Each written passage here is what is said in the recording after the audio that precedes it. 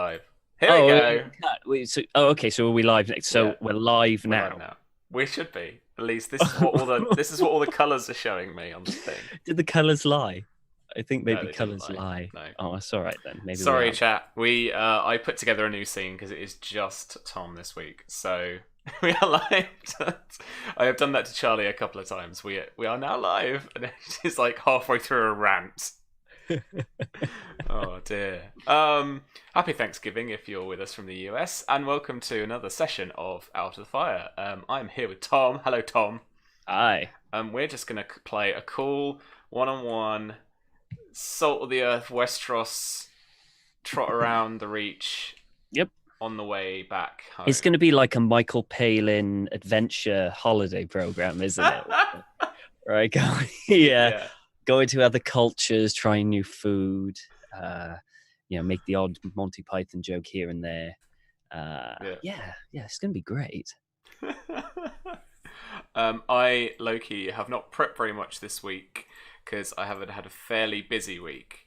We have Dragon Meet at the weekend, so I've been prepping a little bit for that because I'm running a Star Trek session.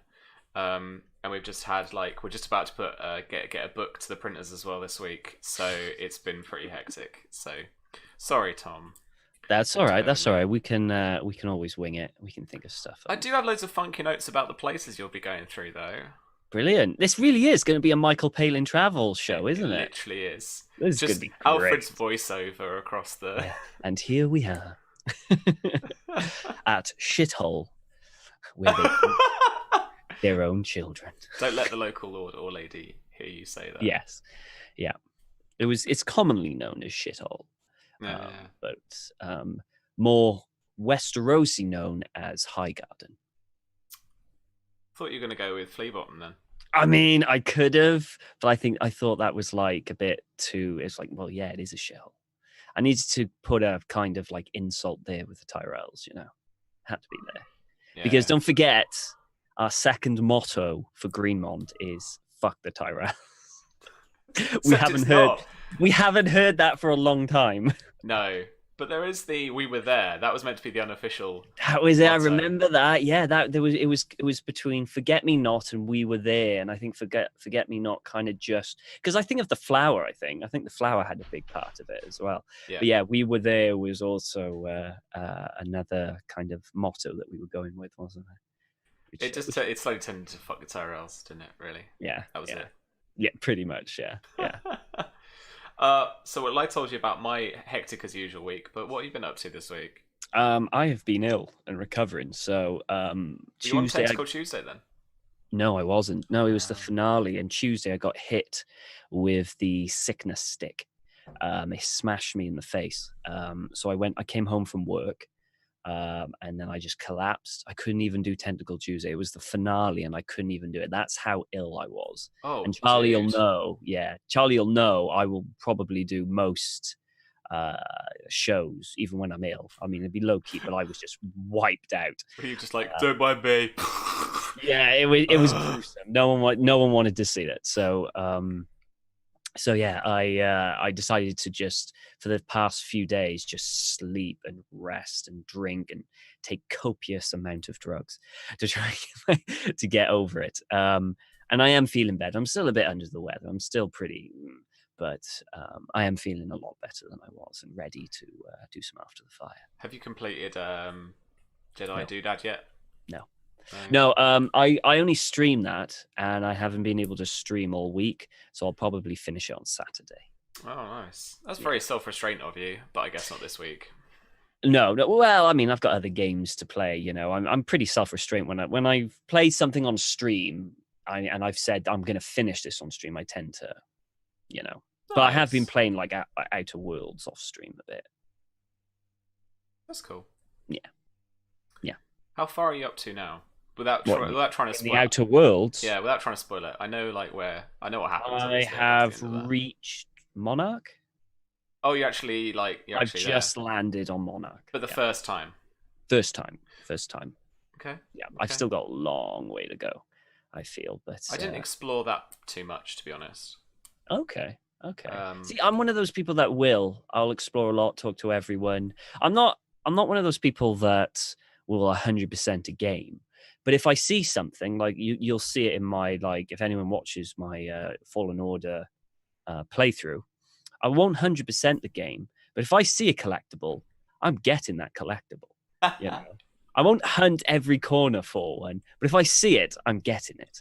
You know, and then I'll just carry on as long as it's on the kind of general path that I'm going. I'll go get it. Otherwise, it can stay hidden. Charlie's right.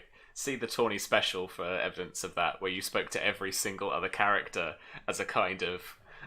That is I'm gonna me. learn about your backstory. Yeah, that is me in an RPG game with companions. I talk to every single person because I want to know about their character. I want to know their backstory. Otherwise, what's the point, right? What do you mean? What's the point? No, I said otherwise. What's the point? Oh, right? otherwise. Oh, well, exactly. They're there. They're there to be talked with. You know, I feel like if I didn't talk to every single member of the heist, you know, it wouldn't have been as good. We wanted to know more about their characters. And I think that's true. I loved it. Yeah. It was super cool. All right. Well, strap yourselves in to a calm, gentle stroll along the reach after last week's turbulent episode. God, that was rough, wasn't it? Bloody hell. Yeah, we're all still feeling it. Like, I'm convinced that's what made me ill.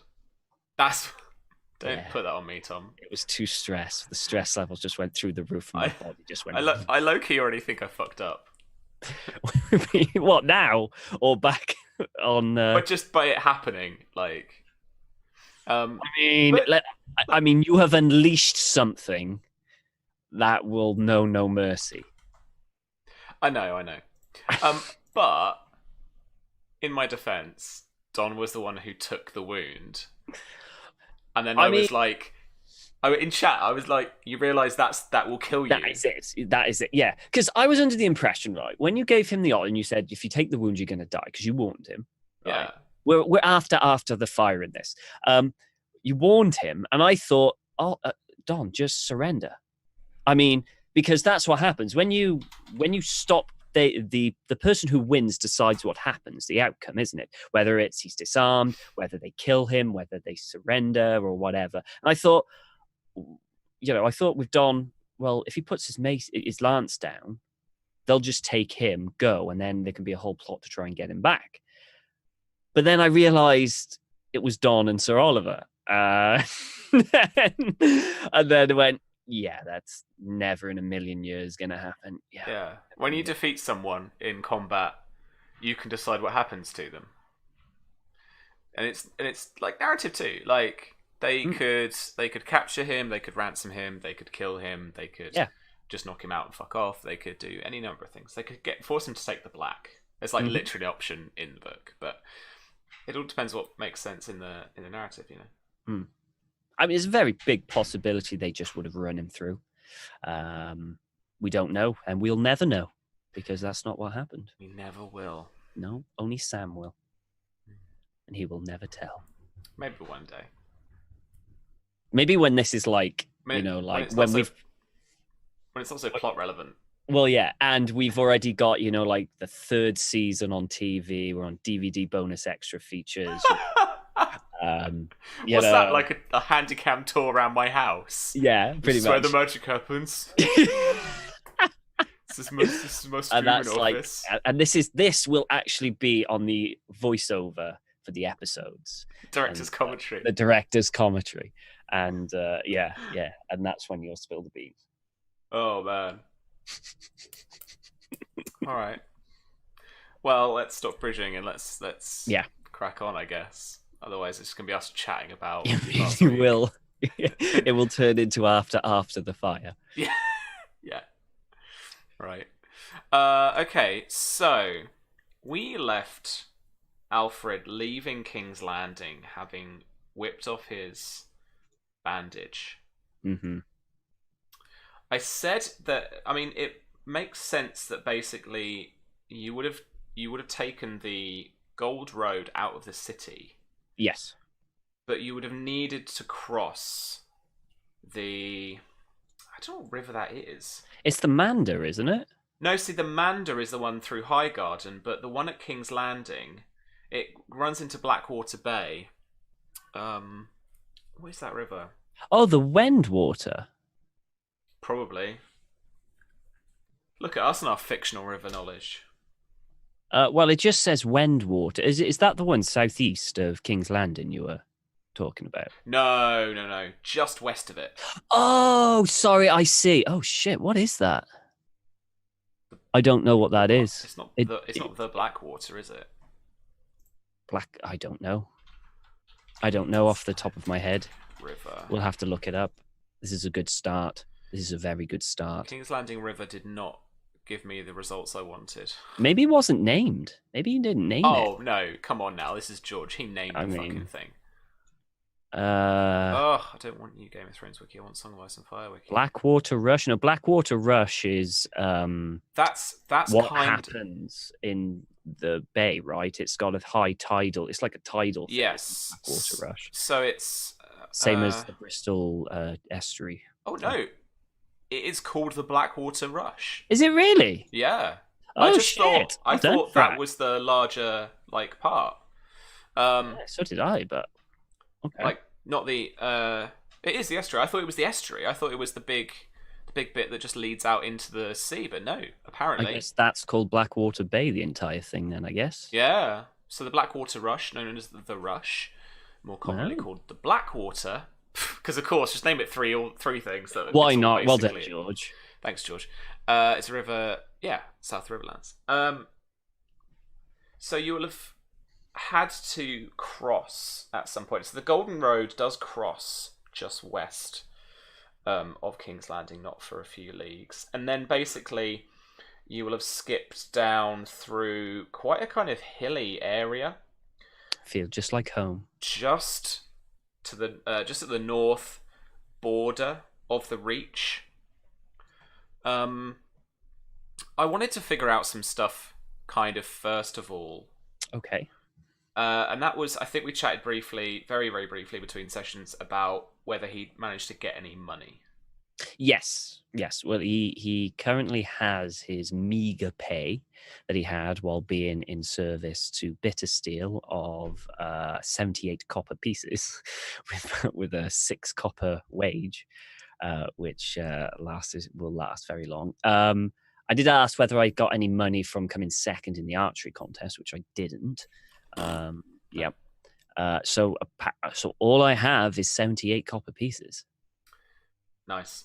All right. We could go with that. I mean, so bear in mind, and actually, I usually frame things quite cleanly and just assume quite a lot of stuff. Okay. But I do wonder, Tom, how he's just like walked out of town. What do you think you've done to get this far? So I feel that to get this far, depending on how long it takes just to get into those hilly areas, I don't know how long, mile wise it is from there just to get into the thing. I'm not sure the scale. This is roughly about 60 leagues to where you will end up at Tumbleton. Okay. How long was the league? It was like about 3 miles, I think. Yeah, it was about 3 miles, wasn't it? So that's a long way. The way I kind of felt that what he was doing, being a hunter, being a tracker, and someone who's used to living out in the wild, he basically lived out into the wild the majority of his life. He would be living off the land. He would be hunting. He would be, like building shelters for, very quick shelters that you can do. Sticking mostly as much as he possibly could to woodland, where building a shelter would be easy. There's plenty of hare or game or, like squirrels or anything really, basically he can do. He would be obviously using his bow and arrow to hunt, or even maybe making traps. He's a pretty good hunter. And he's pretty good at surviving. And ideally, if he does get anything, like some game or deer or whatever, he would be obviously harvesting them. So he'd be taking the pelts or the skins or the leathers out, or the meat, as much as he could possibly carry, and would hopefully be able to barter, possibly with some villagers that come by, maybe for a night for room or board, Yeah, yeah. or supplies, or even just coin, because he's in desperate need of coin. So Okay. he's kind of living off the land and trading that way. Uh, Essentially, what he's done all his life. He was a yeah. pelt trader and a meat trader. That's what he did. Awesome. Um. Okay. So a hunt is a basic test. So hunt specialty bonus dice is what we're looking at here. It's under survival. Okay. You can test survival to go hunting for animals. You may only test this ability in areas that actually contain wildlife. The difficulty depends on how long you spend hunting, as well as the terrain and season. A successful test provides enough food for one person for 1 day per degree. So what I'd like to do is basically test for the surplus. Okay. No problem. Well, I don't have any in hunt. I do have some in track, but I have 4 in survival. So I'll just be doing a survival check. Okay. And let's think, if traveling about 8 hours, unless, I mean, like, we do some of these calculations, but it's not, I'm all timey-wimey anyway, right? Yeah, I mean, But like, if don't have to he's, be that accurate. yeah, if he's doing like 4 hours a day of proper travel, the rest is kind of hunting, and he's taking his time, maybe. Yeah. Unless you feel like he's pushing forward and wants to get home really I quickly. mean,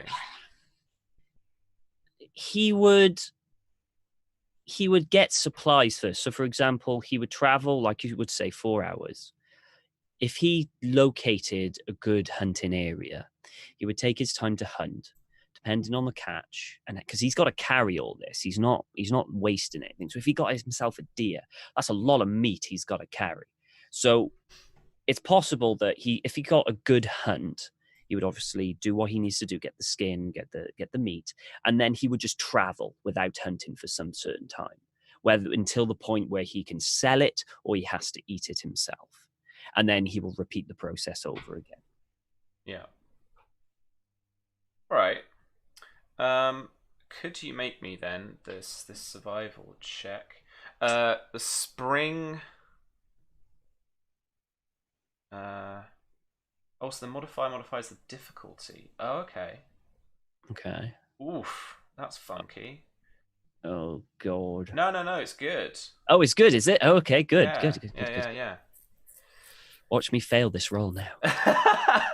No. Right, so I mean, it's 15 days to get to where I'm kind of gonna drop us in. Okay. In between this time, so this is going to be easy 3. It's actually going to be dropped down to 0 because spring is -5. So oh shit. And you're in. This is all surplus. Well, pretty much. So what we'll get, yeah. So every degree will net you like a person's food. God damn. Okay. Cool. All right. Let's do this. Okay. 12. 3 degrees. Nice. Okay. So 10th is the 3rd degree, 11, 12.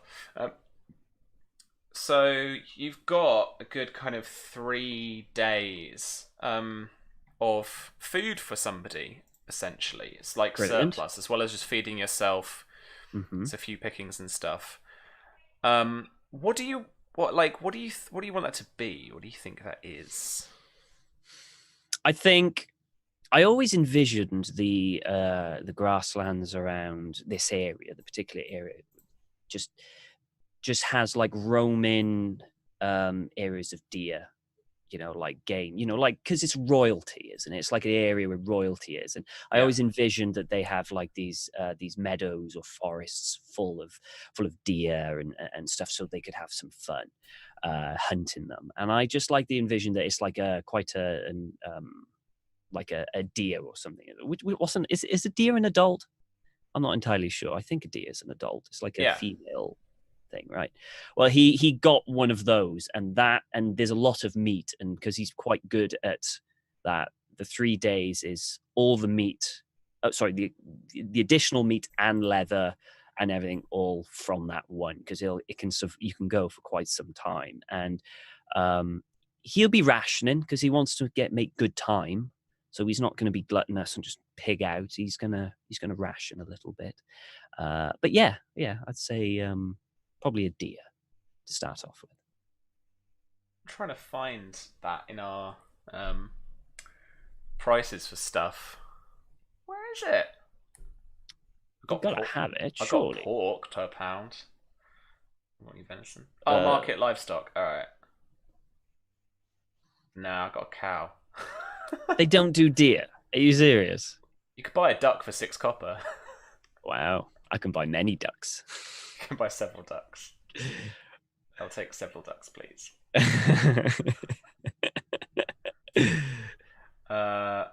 What's the closest? Beef, beans. Yeah, beef, I reckon.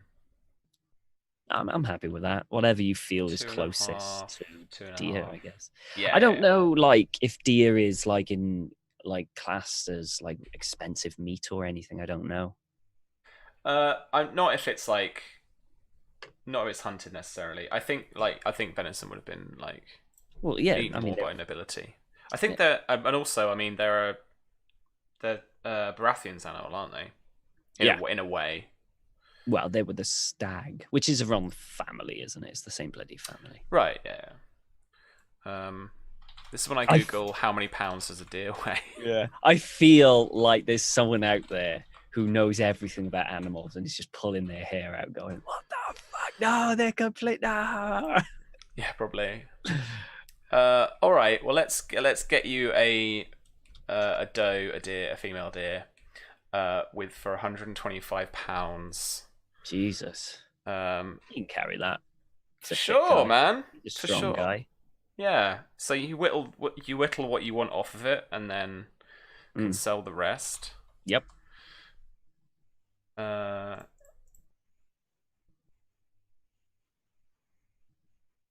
it's going to be worth copper pieces? 312 copper pieces. Oh, that's not bad. That's not bad. It's 312 copper pieces. Whatever that converts in our ridiculous fucking exchange rate. I can stick with the copper pieces if you want. I don't mind. 312, did you say? I mean, I haven't sold it. Is that after I've sold it? Or is that like what I could potentially sell, but I have to still sell it? I mean, you'd have to sell it, and people will probably only buy it. Like merchants will only buy it for about half that, unless you can try and sell it off bit by bit. I mean, I probably would. I wouldn't. I don't think anyone's going to have that much in the villages that I go. They're not going to have that much fucking thing with the thing. So it'd be like, I've got this law. 312.5 divided by 56. You've got 5 stags. Silver stags. No, you haven't. Yes, you have. What? No. Yes. No, it's 8. Make up your mind, Sam. It's 8 fucking pennies in a stag. So let me do that again. 312 divided by. This is maths. 8 pennies. 39 silver stags. I got 39 silver stags. That's better. That's fucking better. That's all right, isn't it? That's pretty good. You know what? Why am I going back? I can make my living here. I can live the high life. Yes, mate. Hunting deer and blooming selling it. I warned you all this would be a different change of pace. Fucking hell. I should have just stuck. I should never have become a knight. I didn't even get paid at Fox Hollow. Just hunt, mate. Just hunt. I'm just going to hunt, well, yeah. You've got something you think is going to be worth 39 stags. You have got to find people that are willing to pay you 39 stags. Yeah, it's a lot of money. It's a lot of fucking money. That's fine. That's fine. I mean, I realize that it's not always going to have currency value. I can do it for like board for the night, or you maybe hop on someone's cart for the journey or something. So I'm going to be like doing it for trade as well as selling it for, coins. Oh yeah. Okay, that's cool. So let's have a ganders at some pricing for travel, some pricing for staying. places. Alfred's not adverse of staying outside if it's expensive. Oh my god, dude! You could buy. Can I buy a horse? Yeah, you can buy a fucking horse. I'll buy a horse. You can buy a stot, a Rouncy, a pony. You can buy a Garen. What was the horse we had in the tourney? That's going to be expensive, isn't it? Because it was a tourney horse. Courser, I think. Yeah, it was. That's going to be expensive. That's a gold dragon. No, fuck that. And 90 sags. So yeah, for sure, you could. I'll buy a horse. I think a horse would be greatly benefit. You could buy a mule and a wagon. I could get a lot more meat on there, can I? This is my life now. I'm changing characters for next. This is what I'm doing now. I will play medieval Barterdom with you for the rest of my days, whilst just while we do the crazy. It'd be great, wouldn't it? Yeah. Every other week is just like simple trading through different as we go around at Westeros. No, I think I'll grab a horse. I don't know the differences between the horses. I would want a somewhat reliable and one that can travel a fair distance. I don't know. Let me just skip to the horsey bit. Yeah, if you could skip to the horsey bit and tell me the prices, that'd be great. Okay. Mounts for work and play. A Garen is small, shaggy horse found in mountainous regions. Nope, can't have that one. A mule is kind of pack animal, obviously, found with most merchants and stuff. Pony is a small horse with proportionally shorter legs and a thicker body, ridden by children or used as general riding steeds or pack animals, especially in mines. Stots are heavy draft horses used for farm work. So you can absolutely find someone someone on a farm who would be willing to sell their stot.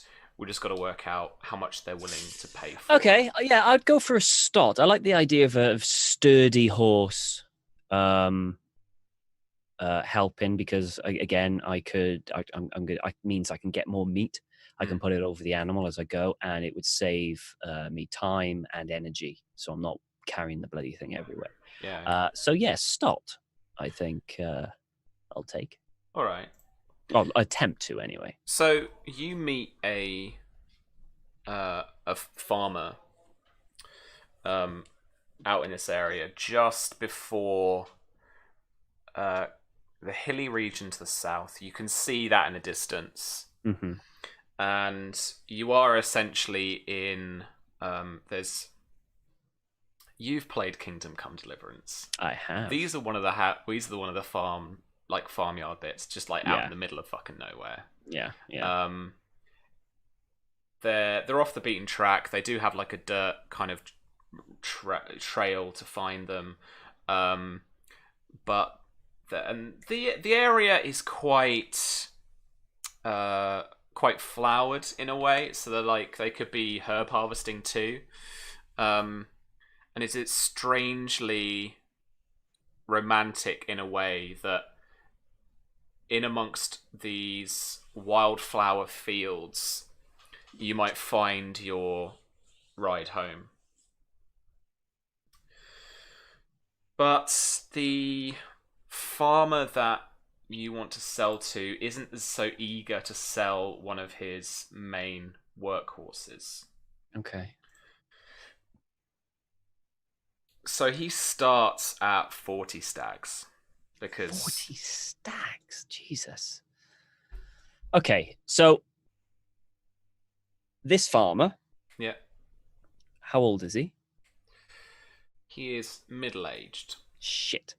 So okay, he's got a couple of younger family. He's got a couple of younger sons, just older than you, who are working on the farm. He has a younger daughter.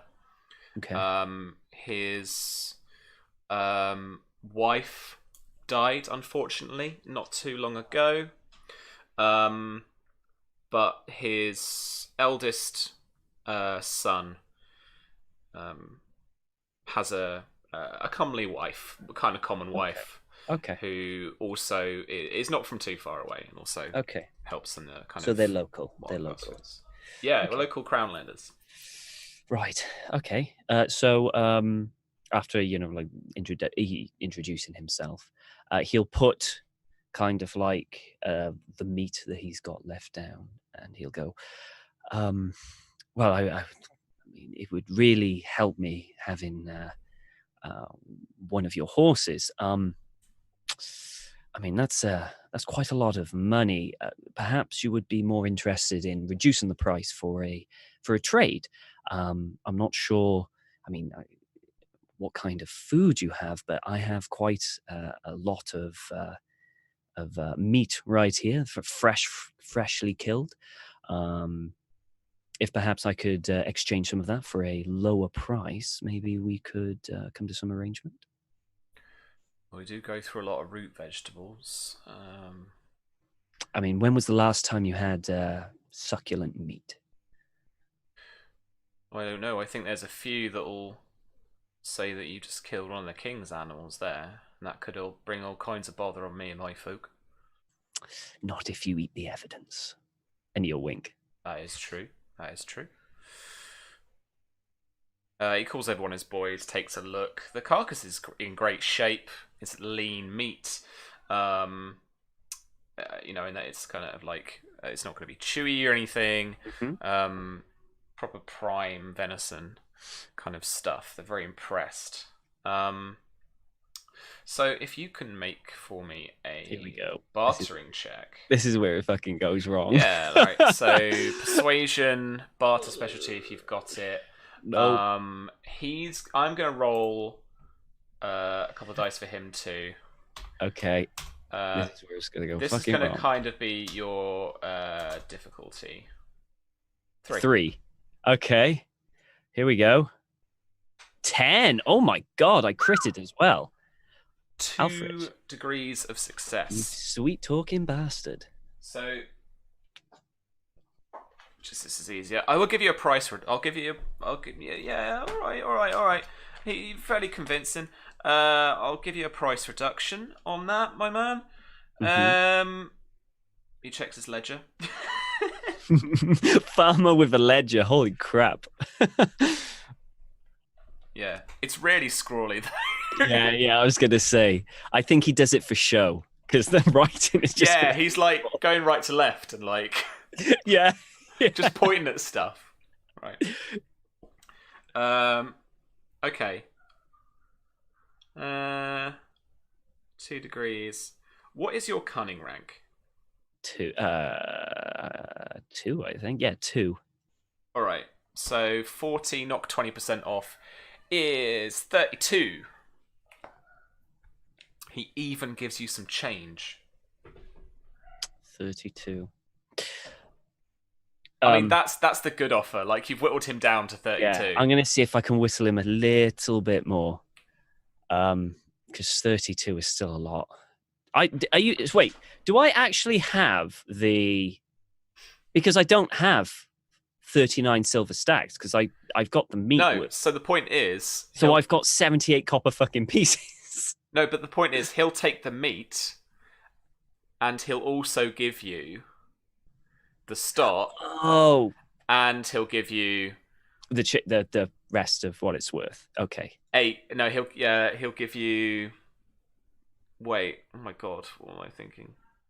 So the price, he'll give you 7 silver stacks. 7 silver stacks. Okay, I'm gonna go for one more. One more, just a little thing, just to try and, because, I mean, thank you. That's a great price. I was just wondering if you needed a hand, if you could if I helped around for the whole day around the farmland, maybe a little less.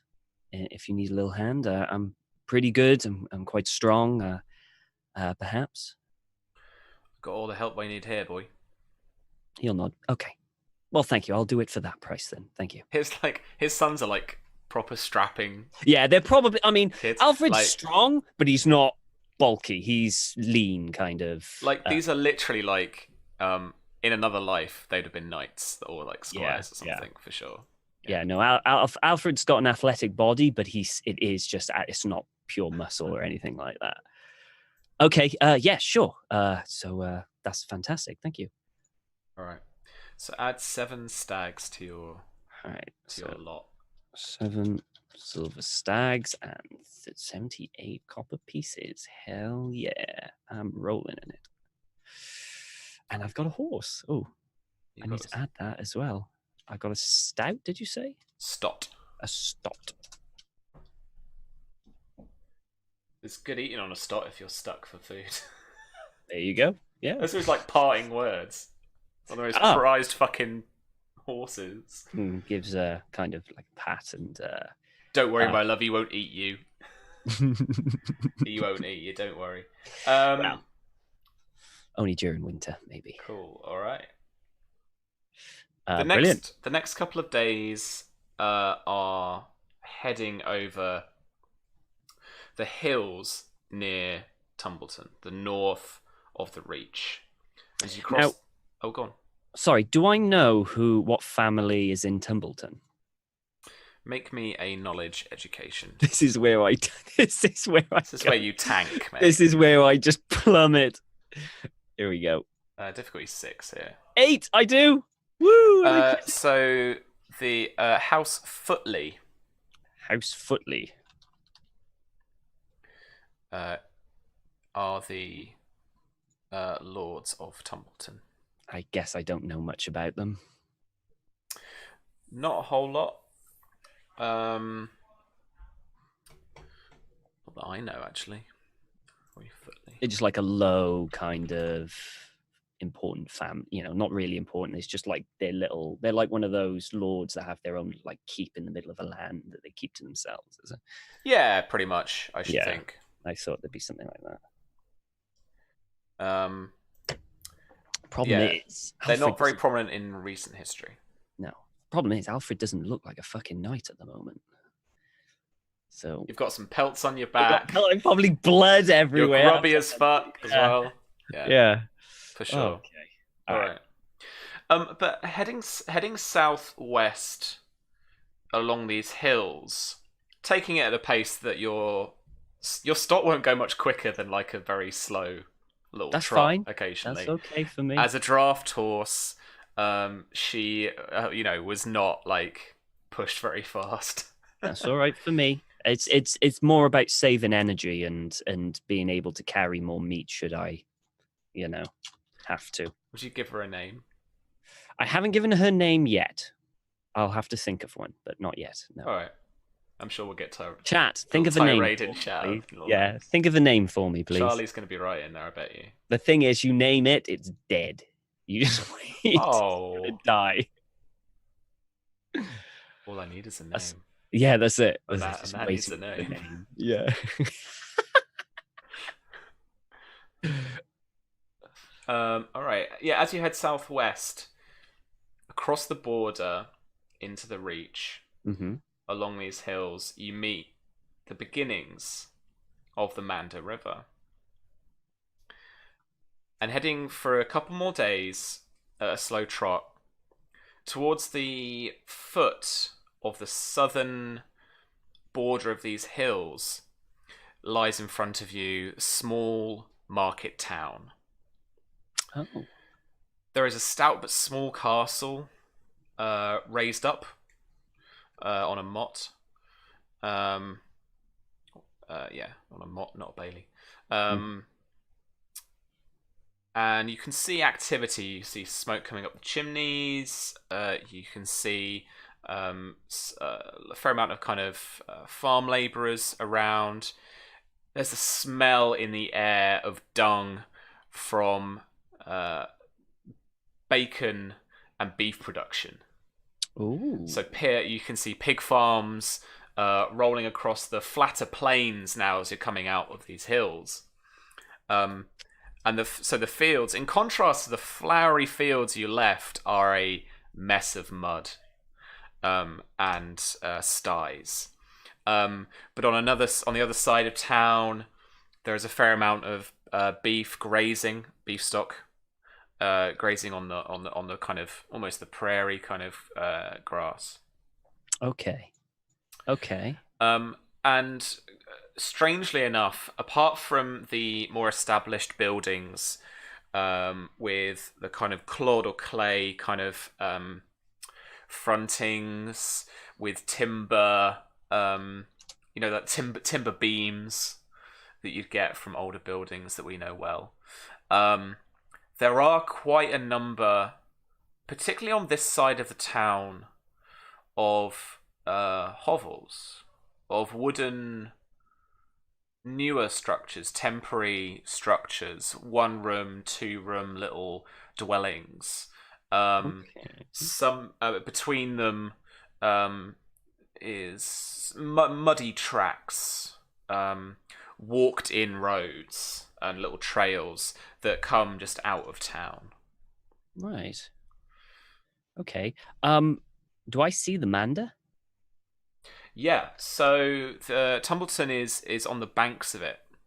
Now, On the banks of the source. oh, The source at this the point, source is a stream, right? you could I reckon by this point you couldn't quite walk across it.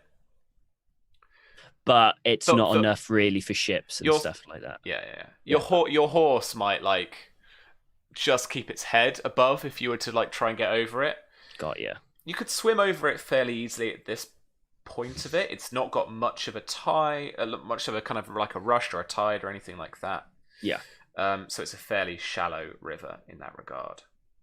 Okay. Okay, cool. So he's gonna gently pat the horse and he's gonna go, well, let's see if we can just rest here for the night, and then we'll carry on in the morning. And gently pat and just kind of trot in very, very slowly, keeping an eye out. Ideally, his main plan is to possibly get enough money to take a boat downriver. That's his general idea. You'll save a lot of time, and it'll be just easier on him. Sure. So he's gonna head into the town. Shit, I'm out of meat, aren't I? I sold it all. Just out of curiosity, all animals within a certain area belong to the Lord, right? Yes. Or are there like certain wild areas where it's like anyone's? Well, I'm trying to think back to my actual like feudal history lessons now. So like, if I remember correctly, hunters were obliged to their liege lord, right? And only they could hunt in their lands. There were poachers, of course, that were outside and would sell black market. Is it something like that, isn't it? That sounds familiar, doesn't it, Tom? What you've just done. But yeah. So like, yeah, so poaching would be unregulated. Yeah. Hunters, you would need the permission of the kind of local huntsman, I believe. Okay. And then the small folk of the local land could essentially raise their own livestock and food for themselves, but the land itself is owned by their liege lord. Got ya. Okay. That's some fairly strong pseudo history for you there. Yeah, there we go. Okay, so he's going to head into the market. I'm assuming there's like a market square. Yeah, as you head closer into town, the kind of this prominence of the shanty town built around this is made all the more prominent by the fact that there are some white stone walls around the main town. And as you trot up to them slowly, you can see they're quite a new construction. They're quite a, historically speaking, recent construction. They're fairly clean, and that's what shows. Yeah. Most larger dwellings in the Reach, mainly, because the Reach bears its origins so much from the First Men. There's a lot of like First Men architecture. It's very evident in the kind of squaring off of crenellations or like the larger or smaller stones, and it's a lot of flint work and stuff. So are these walls built for defense or just kind of like to border outskirts of the small village, or are they specifically going to be? They look like they're built for defense. I mean, yeah. So any walls that are built around a town will be for defense. So you can absolutely assume that these would be for this. Oh, okay, interesting. Yeah, it's not really uncommon to have a town, even of this size, to have some walls to it. But yeah, and they're yeah. not particularly high. These are not King's Landing's walls. They are, Okay. you know, uh, Just little things, really. little things, Like, really. yeah. Okay. Okay. No problem. Um. Okay. I will. Is there like every good village? There's obviously maybe like a tavern around. Oh yeah, So for sure. I'll head into the market and get off the horse and as I enter the village or the town, I'm going to dismount and then walk the horse in. I'm going to have a look around the market, mainly kind of just to have a look to see what's there, mainly to kind of get a gauge on the locals. I'm going to have a look around, see if I'm getting hostile vibes, or something like that, or this might be a bit more of a welcoming village. He understands that going into villages, some are very wary of different people, and Alfred probably doesn't look exactly the most comely of people, with a missing eye. Mm. Yeah, and he's probably drenched in mud and traveled, so he's gonna cautiously kind of have a look around. So there is a tavern Cool. in the middle of town, um, and it's called the Fox, simply. The fox. Yeah. You'll kind of almost chuckle, and he kind of like go, huh, almost like home. And he'll kind of he'll go to the fox and I'm assuming there's a post around that I can tie up the horse, Yeah. and give it a little pat, and then he's gonna head on in. Cool. All right. You go into a fairly small, low-ceilinged tavern. There's not a ton here, very really. You've it's not bridled up. You've tied up your horse. Yeah, Head yeah. on in. It's just a very short little kind of corridor almost. Before just peeking your head to the left is a kind of courtyard, and then to the right you walk into a very small bar area. This must be no more than 3 or 4 yards Oh wow, square, really the is room. small. Yeah. But then there are other little rooms to the kind Uh-huh. of to the right, to straight ahead. Um, Taverns like purpose built, or particularly some of the older ones that are like I say, first men architecture, tend to be fairly big and expansive. They were Yeah. maybe repurposed, rebuilt from like what we might like think of like mead halls or something like that, right? But this is very pokey, Hmm. almost converted from a house or possibly a shop or something like that. Yeah. Yeah. But again, the interior kind of architecture and decor feels fairly new. It feels fairly modern in comparison to a lot of the kind of historical reach that you might be used to seeing up and down. Hmm. Um, Okay. I mean, heading into town, this is probably late morning, I would say. Okay. So, as is typical in every pub in England, there is one guy sat at the bar. Always. Always. Old fella with a long salt and pepper beard, fully bald head, leather tanned skin, a man who's been outdoors most his life, more than likely, with some liver spots on his forehead. And he drinks from a wooden flagon, slowly, minding his own business. Okay. There is a like kind of a barmaid behind the bar. Cool. She is cooking at a fireplace. She has some herbs strung up, drying above the fireplace. That's kind of like behind the bar. So there's a fairly kind of there's a homely atmosphere to this place, and it's warm and inviting from the fire. The weather so far hasn't been fantastic. It's been spotting with rain off and on, as is normal for the springtime, particularly in the Crown Lands. As you head further southwest, you expect there might be further heavier showers, being it's spring. Yeah. Okay, so Alfred's going to head in. He's going to stop very briefly by the fire, get a little warm, rub his hands together, just a nice little warmth, and then head up to the bar and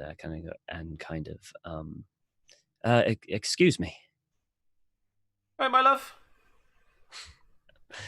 Yes, not too bad, thank you. I was wondering if I could have a pint to drink, some warm food, and just a little chat.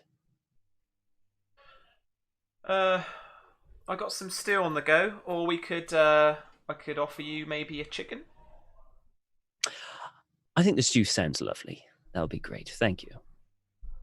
All right. So 2 copper for that, and then I'll just get you a beer. Hang on. Yeah, that'll be fine. Don't drink and drive, kids.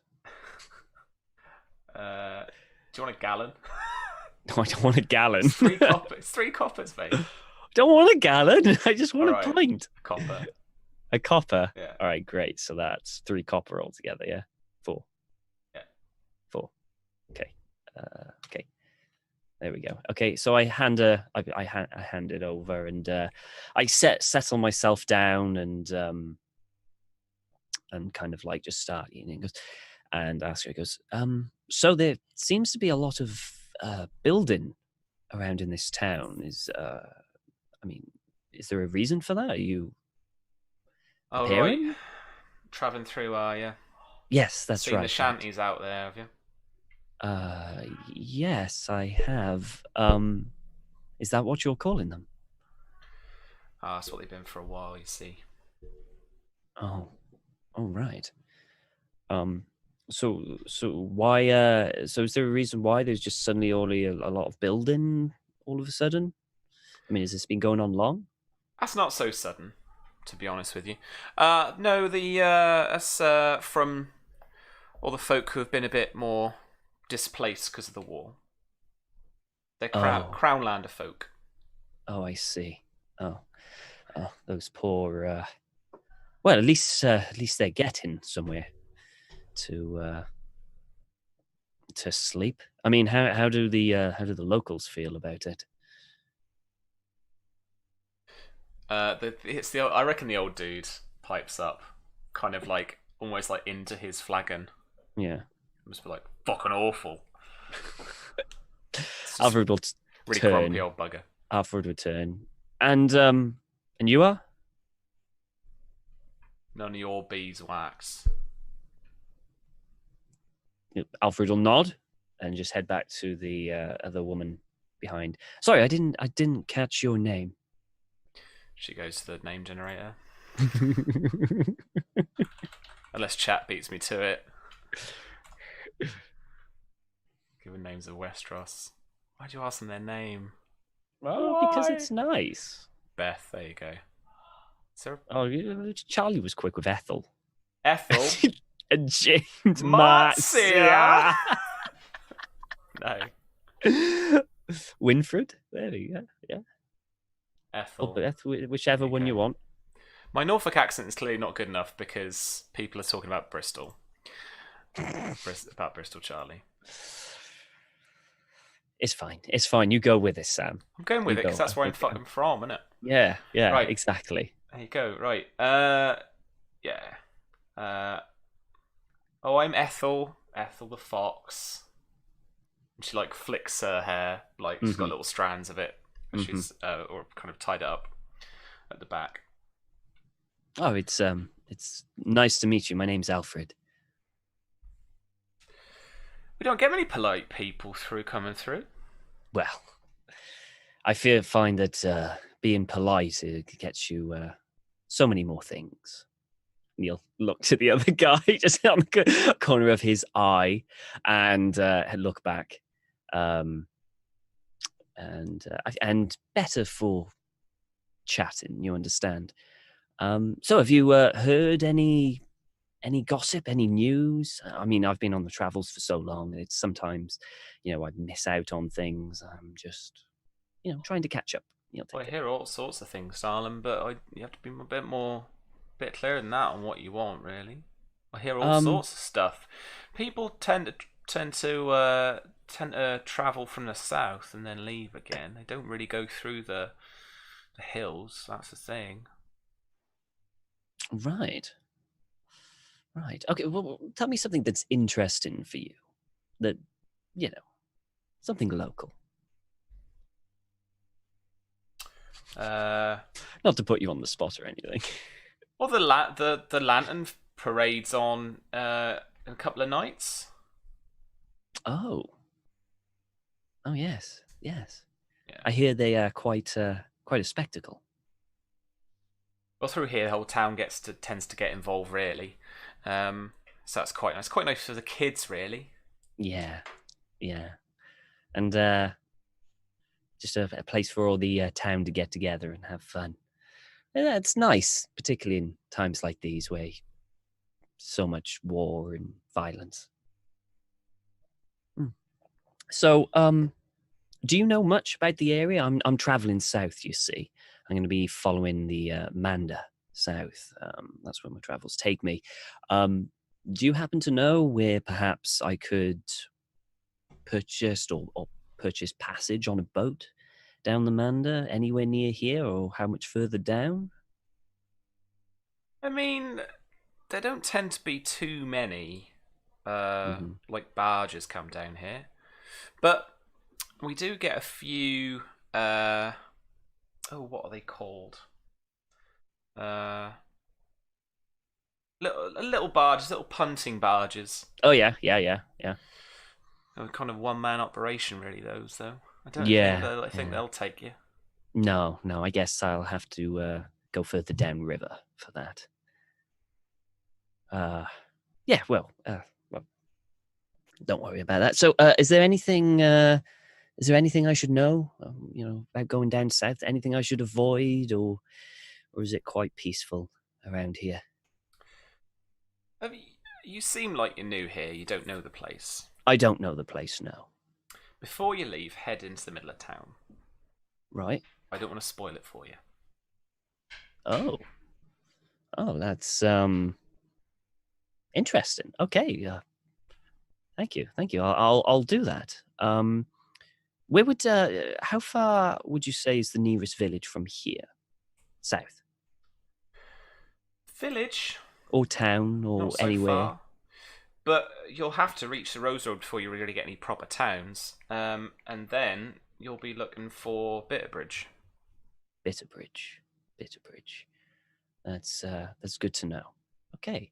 Well, thank you for your time. I'll let you get back to your work, but I'm here if you ever get bored. And well, if you want a room, they're pokey, but we'll take you. See, I'm thinking about doing it, but it's still very early, and Alfred doesn't want to waste an entire day. That's from what I guessed. Would I guess that I could get to the next, like maybe village or town before night? Oof. If I go. Bitterbridge is as the crow flies, like 35 leagues ish away. Ooh, fucking hell! I ain't so doing 35 that hours away. So I ain't doing that in a night. No. I'm not even doing that if I stay the whole day. I'll have to stop at a village or camp at least then. Yeah. No, he'll carry on. So, okay. Thank you for the offer, but I must be on my way. I'm here to get something warm inside of me, and then I'll have to be on my way. Actually, there is something that perhaps you could assist me with. I mean, as you can probably tell, I'm a bit sodden. This spring showers. You understand? Is there anywhere I could get a new bunch of clothing? Yeah, the haberdashers is down the way. Brilliant. Thank you very much. If I go get some new clothing, would you mind if I just left these here to dry by your fire? I'm willing to toss a copper to you for it. Oh, sure, yeah. But just don't get the herbs, like, don't get in the way of them or anything. No, I'll leave them. I'll leave them to dry. Don't worry. And he'll finish his stew, finish his drink, thank her, and then head out and head to the haberdashers. All right. She's expecting that copper. Oh yeah. Well, I haven't put the clothes on to dry yet. All right. She'll have it when I put them on to dry. Right, clothing, sir. This is the shopping episode. This is the shopping episode. We have never had a shopping episode. This is the shopping episode. This is great. All right. So the haberdashers is going to be fairly. It's like obviously not going to be very cosmopolitan. Yeah, I don't care. It's just basic stuff is happy. Something warm. So it's got here my house rules stuff. Artisan's craftsman's garb. Traveler's garb. Ooh. Traveler's garb. 3 silver stags. Nope. I want cheap. Cheaper. You want cheap? Cheap. Small folk garb, 1 silver. Small folk garb is 1 bloody silver. Jesus. A hat is 12 copper. I don't need a hat. I just want a change of clothes, really, so I can alternate between weathers, So I can dry one by the fire, and then when it gets just change, so I can. Travelers is good because it'll be more robust, right? Yeah, but how much was that? 3 silver? Yeah. It's an entire outfit, dude. Think about it. All right. Yeah, I'll go for the traveler's outfit. I'll get a traveler's outfit. All right. 3 silver. Bloody hell. I'm not made of money. Unfortunately, Alfred isn't smart enough to actually try and haggle either. He ain't great at it because he's got nothing to haggle. He's like, fuck, So, yeah. Bloody hell. Oh my god, a hurdy-gurdy. So I'll get those. I'll bring them back to the fox. I'll give her the copper. So I'll minus another copper off me.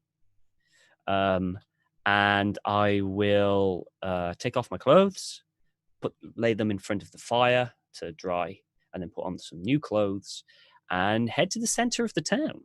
See what... I keep my armor on. So with my leather armor, because leather armor is pretty good in the wet, a lot of it kind of just streaks off. So I put that back on, so I keep that on and head to the center of town. All right. See what's there. Feeling fresh and suited and booted, you head to the center of town, and in the town square, human sacrifice. No, mounted onto like a large pillar, like a large stone pillar. On 2 sides, you see the profile silhouette of 2 huge, monstrous heads. Okay. Scaly leather skin, horns that like creep up the sides of what we maybe their cheekbones, and then a head that kind of like fans out with this snout that kind of goes rounded forward with 2 large nostrils. One of them, its mouth is wide open, and these things are massive. Like you could definitely stick like half your body in this thing's head. Roll a quick knowledge. Bloody hell. Okay. Education check for me. 12. I critted, double crit. These are 2 dragon heads.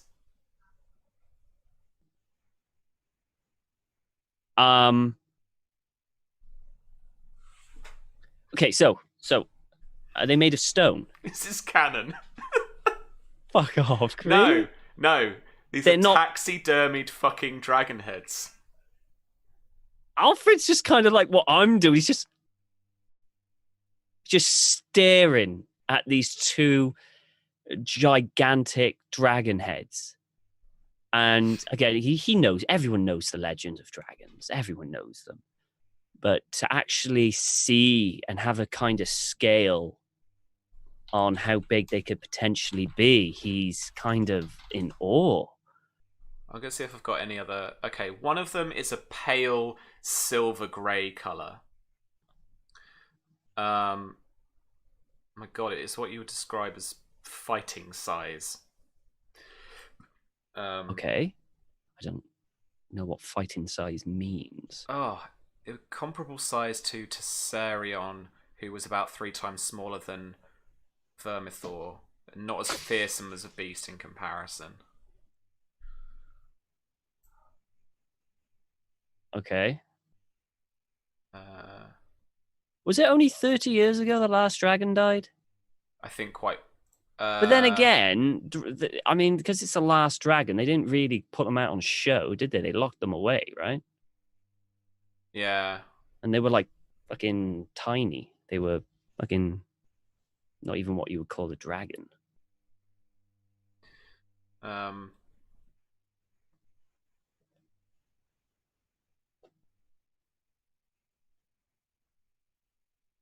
This is right. Dance was 60 years ago? I don't know. It's Alfred probably wouldn't know. He knows about dragons. Yeah. Alfred probably knows more about the dragons of legend, you know, where friggin' big behemoths that would come down. And there is a woman in like seemingly poor kind of mummer's clothing. Yeah. With thick black hair, plaited behind her neck, and she sees you gawking at these things. And looking at the silver one, she says, this was sea smoke. He'll turn. Sea smoke? She launches almost into this like theatrical explanation, which I'm going to read from the wiki. Imagine this is more entertaining than it probably is. Okay. But the second battle of Tumbleton was put into motion. Sir Adam was determined to prove that all bastards need not be turncloaks. Sir Adam attacked Tumbleton at night, taking the Greens completely unawares. As chaos ensued, Adam could see the battle turning into a rout below him. By this time, 2 of the enemy dragon riders, Hugh Hammer and Daeron the Daring, were dead. Although Adam could not have known that, he could see Veremoth, Silverwing, and Tessarion. The riderless Tessarion took flight, and Adam turned his dragon to meet her. Both being young dragons, they moved fast and nimble as they fought. The fight ended when the riderless, enraged Vermithor rose into the sky and set about indiscriminately killing those on the ground. As the bronze fury wreaked carnage, sea smoke fell upon him, driving him shrieking into the mud. According to Archmaester Gildane, Adam must have felt duty-bound to protect his men on the ground, so though surely he knew in his heart sea smoke could not match the older dragon. The riderless Blue Queen soon joined the fray, and all 3 dragons fought to the death on this ground amidst mud and blood and smoke. Vermithor killed Sea Smoke when he locked his teeth into his neck and ripped his head off. He attempted to take flight with his prize still in his jaws, but his tattered wings could not lift his own weight. After a moment he collapsed and died. Vermithor had also mortally wounded Tessarion, who died soon after. After Lord Unwin Peak ordered the retreat, taking the remnants of the great host that Prince Daeron and Lord Ormond Hightower had led from Old Town. The accused turncloak, Adam Valerion, had saved King's Landing from the Queen's forces at the cost of his own life. And she points to the other dragon, indicating at times that that is also Vermithor. Being this huge bronze head, much larger than the silver dragon, that you could quite easily fit half your body into its jaw, into its mouth. This is huge. You could walk you could crawl clean into its mouth. He's just gonna sit there.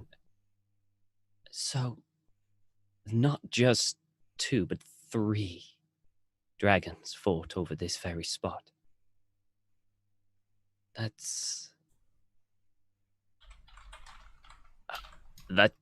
unthinkable. That's incredible. I mean, imagine facing one of those on the battlefield. The Second Battle of Tumbleton. He'll kind of... Thank you for that. Was very...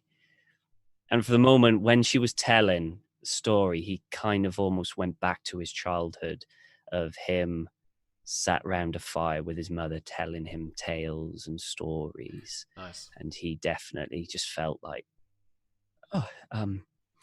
thank you. That was... And he'll go out and he'll put 2 copper pieces in a hand and just go, thank you. You can touch him for a silver star. What's that? A silver star? What the hell's a silver star? So a star is like 7 stags, I think. No, fuck that. I ain't got 7 stags. I'll come back at night when no one's looking. No. I mean, thank you. That would be incredible, but I don't have the money. A star. Okay, a star is 8 copper pieces. Oh, is that all? Yeah. I'm in. I'll give her 8 copper pieces. All right. You touch these clearly taxidermied animals, and you get that uncanny valley feeling that I used to get awfully when I was a kid, when you were around like waxworks and stuff, where it's like you're going up to touch it and you feel that at any second it could like turn at you and like munch on you or breathe fire on you or something, or just explode or just wink or move momentarily. But as you touch it and you slowly get acquainted with this like dragon hide, it's so thick. You can feel how like durable this would be. Yeah. But it feels almost like like a cross between leather and scales. Jeez. And he'll turn. Can't wait to tell the folks back home I touched a dragon. And he'll kind of come back down. He's actually giddy. He's like, thank you. Thank you. And he's going to head back to the fox with a huge grin on his face. He's gone straight back to his childhood. This is, when the wonder of a child, where you see something new for the first time, and it's just like amazing that he was able to just not only just to see the scale of a dragon, but actually touch one. Is just wow. So he'll head back to the fox, and he comes in and he just gives the biggest smile to Ethel possible. That was... I told you. How do more people not know about this? I mean, if the word got round, you would get thousands of people coming here. You think the Targaryens are really that keen about us having mounted a couple of the dragons on a pillar? Well, yeah. Actually, that's a very good point. I guess Targaryens don't come around here very often. Well, I guess it's just as well. And he'll give her the copper piece that he had to dry the thing. Thank you so much for letting me use the fire. And he'll gather up his clothes and he'll kind of wrap them together and put them kind of like so they're out of the rain. So it's like wrapped around, like maybe in a bag or something. And he'll turn, you wouldn't happen to have any dried food for the road, would you? That I could have maybe jerky or dried fruits or. No, but if you go and see the Master Hunter, he'll be up in his lodge. If you go and speak to Jaren, he's got something probably. Thank you very much. You've been most helpful. Thank you. And he'll head out. He'll put the thing onto the horse, take the horse, and slowly head towards the Master Hunter's hut. Cool. It's a little bit back up on the hill, Okay. Out of town. Mm-hmm. Mm-hmm. So it kind of looks over it in a way, as well as the castle with the moat on the southern side. And yeah, he's about. We can have a chat to him. Yeah, he'll come in. He'll excuse me. Sorry to disrupt what you're doing, but I was wondering. Well, actually, two things. How much would it cost to get a hunting license for these lands? Does that, that things plumbers do? Like, yeah. Oh, I don't know about that. Yeah. Let's see if I could.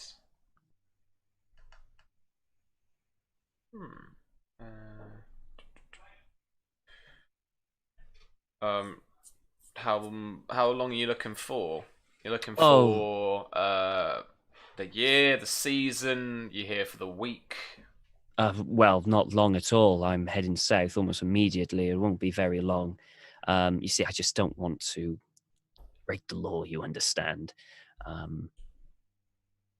Maybe like for a night, 2 days. Give us a stag, and I'll make sure you're not breaking the law. A stag. How much? How much is it for some dried meats, jerkies on the trial to take with? Let's have a quick look.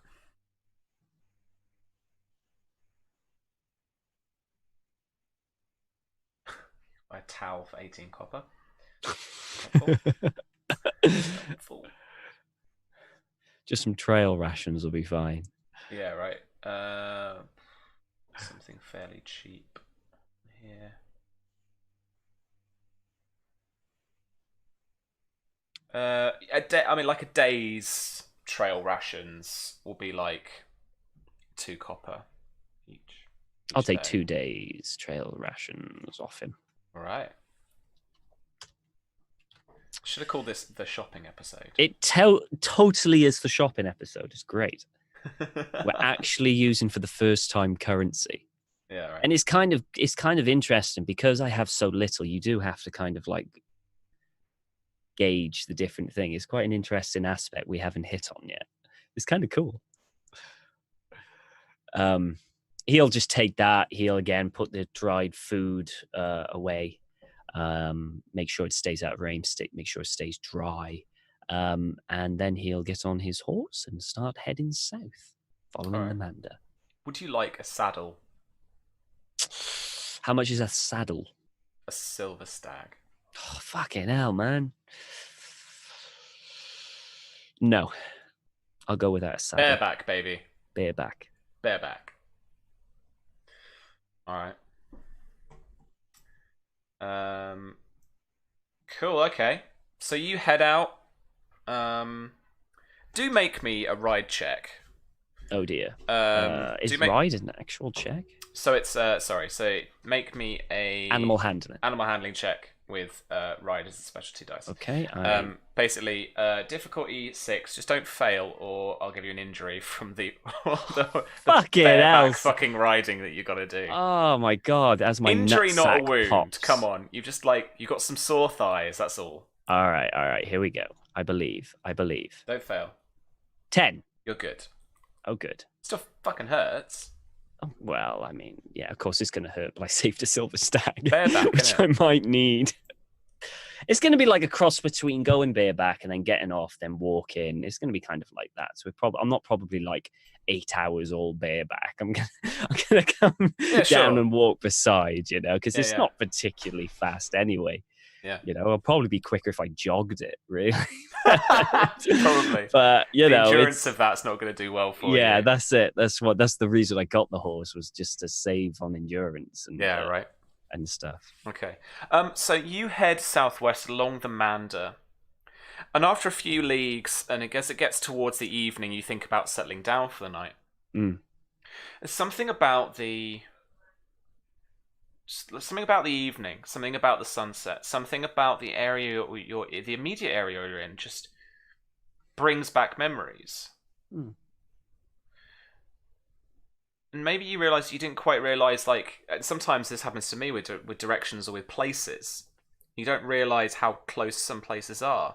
You've not been to Tumbleton before, but you've certainly been here before. And as you look over south, as the Mander is on your north side, your right side, you do notice, you don't see it, but there is an impression of a fire not too far away off to the south. It's kind of it's orange kind of colours dancing off the sides of some trees that are on the other side of a natural depression to the south in the land. Like, it kind of swoops Yeah. down and then back up after a while. So, when you say fire, Mm. does it mean campfire? Yeah, quite possibly. You can just see the orange colours just flickering off, bouncing off, reflecting off like the trees. You can't see it itself, but you can certainly, there's like you get the impression, at least in the evening sky, of like some smoke, a little bit of smoke. Yeah. Just a little column of it.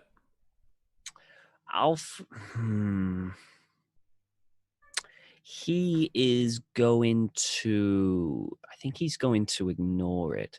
I get the idea of where it is, but I think he's going to ignore it. He may even travel a little further away to make sure he's far enough away that whoever's fire it is maybe won't stumble across his place where he's going to make camp.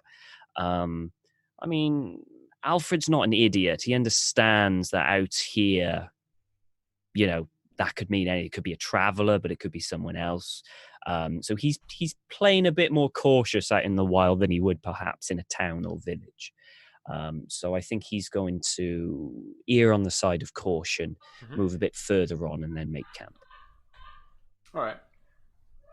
You head further down then, down this kind of trail along the Mander.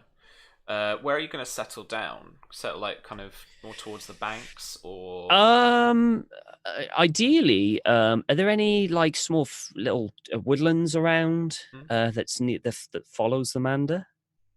Or is it all like grassland? Like, it's mainly grassland. There are a few trees, little woods and stuff. I mean, like, I give you like an orientation check, to basically for you to find where you would want to stay. Okay. And then a failure means I'll just like frame where you could stay. Okay, let me do that then. So survival check of a 14. So let's make this a 6 again.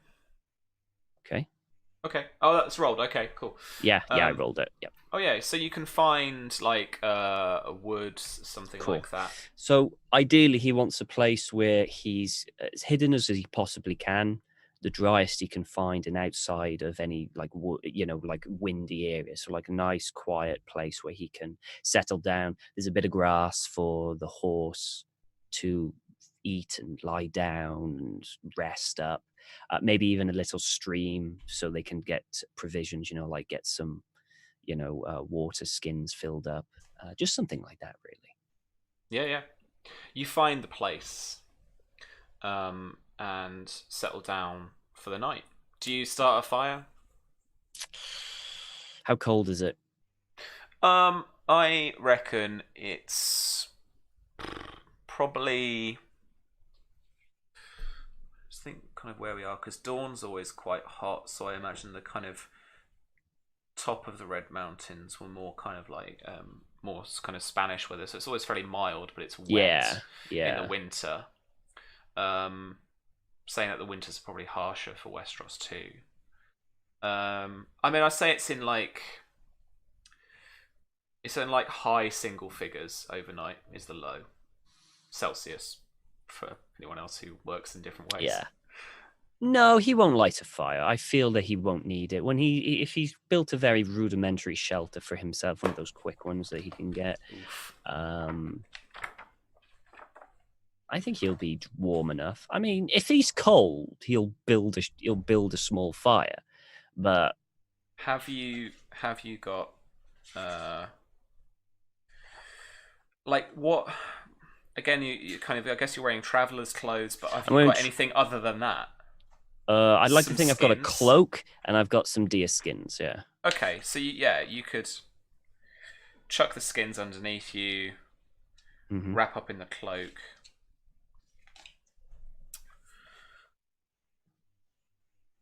As here for extreme cold, you have to make a test, otherwise you're fine.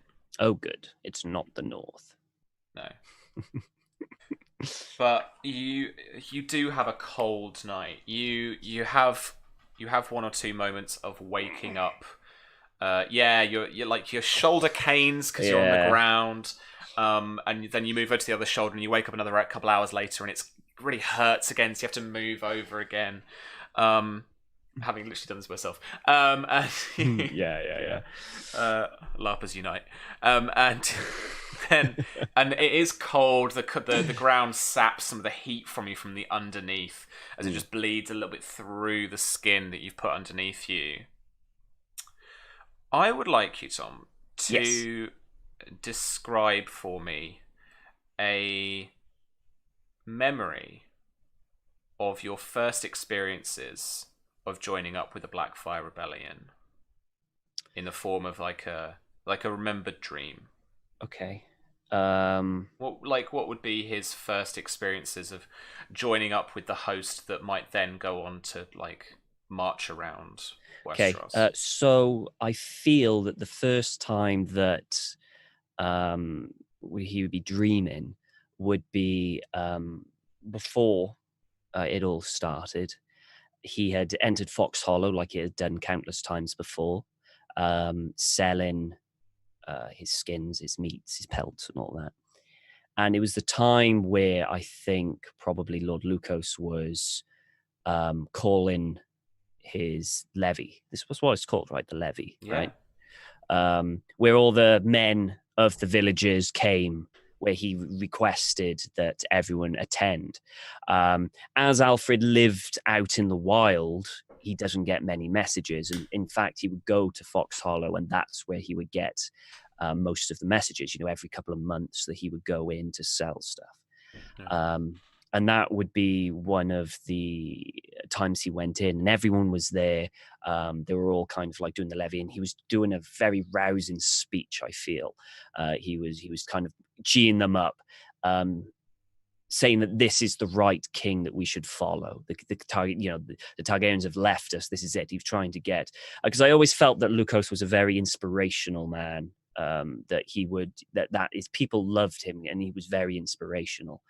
And Alfred kind of caught the tail, the end of that, and it was like a big crowd, and he was standing on top, and he kind of gently kind of flowed to the back of it, and he started listening. And there were stories of like, this is your moment, you have to do your part for your family. This could be a moment of glory for all of us. And like a teenager who gets swept away with all these stories, Alfred just thought and dreamed about, well, this could be my time for glory. This could be my time. I can make a difference here. I can make a name for myself. And thinking back for the briefest of moments, as he just finished and everyone was cheering, he scoured the audience, and then Lucas's eyes just met his, and he almost did a double take. He turned and then looked back, And at the time, he never thought of anything of it. But now, as he thinks back, he kind of realizes that perhaps that's the moment where Lukos first recognized him, maybe in his eyes, because he does have Lukos's eyes. A lot of his facial features are from his mother, but his eyes have always been Lukos's. And that's the moment where he kind of fully committed to joining up. And that very moment there, he signed up to join. Is that when he became a squire then? He was never a squire. Right. He joined up. So the way that Alfred did it, he joined up, and Alfred was essentially just a footman. And then he had the affinity with the bow, so they put him into the archers, the yeomen. And his job in the thing a lot of the time was just skirmishing. When they weren't in line, they would skirmish. And the reason why he became knighted was because he pulled Lan off the battlefield. So Lan was grievously wounded, and he went in, saw, and then he started to pull him off, and he got him off. And that's when, because it was a shock to him. He thought he just did his duty, and it was just like out of nowhere, which is the biggest shock of his life.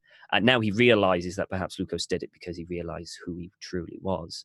He just thought it was because he attempted to save his son, or at least got his body back. But yeah, he was never a squire. He essentially just went from nobody to knight.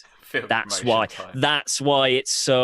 he's so kind of, being a knight is alien to him, and that's why he's focused on doing what's right by knights in these stories that he's thought not reality. So that's probably the first signing up to join would be his dream. Yeah. Sure. And where next for Alfred then at that point? So he has to go and meet up with the so in this memory, in this dream, like he has to go and meet up, or Lord Lucas's forces need to meet up with the Blackfyre forces. Yeah. And they head north, and then they head east again along the Mander, stopping through a couple of towns, and then not along the Mander. So they head over the up along through Highgarden, using the Rose Road. And they had to do this weird. I imagine probably had to do this weird skirt around Highgarden. Yeah, because otherwise they'd just be like, Greenmont's forces are going that way. What's the fuck's going on? Yeah. And remembering that the Greenmonts were one of the first houses to declare in the Reach for Blackfyre, stakes were all the more higher as they made their way, marched up the Rose Road. I felt because of the secrecy, that's where Alfred's ability to track, to go over terrain, he was like forward scouting, so that they could scout ahead, make sure there's no sign, and then they could move the army quietly. So I think that's where he kind of maybe got first noticed. Yeah. With his skills. So you were pushed to do that. And as you push further, the host, your host, made their way over Bitterbridge. You can remember being camped outside of that town, particularly, and Lord Lucas actually having an audience with the Caswells. Who ultimately, I think, did not side with the Blackfyres. But it's where the Mander meets the Rose Road. And then, skirting off the Rose Road to the north, you were sent scouting out forward. And Blackfyre's host was found in this natural depression south of Tumbleson. And your memory mixes what your recent journey now with what happened then, and you come upon Blackfyre's host in the evening with fire bouncing off the trees. But as you look over the ridge down into this deep, strange kind of singular valley in the middle of this plain. It's the perfect location. There are already tents and stuff here for a lot of his much more loyal followers, but it's out of the view of the Rose Road, Yeah. even at a distance, and it's out of the view of the Manda for anyone taking that. And you wake up again, sore in one shoulder in the morning, but you just trying to think about it in the morning, you realize that you are not far from that staging area where you first met up with the Blackfyre forces. You are where the Blackfyre rebellion truly started.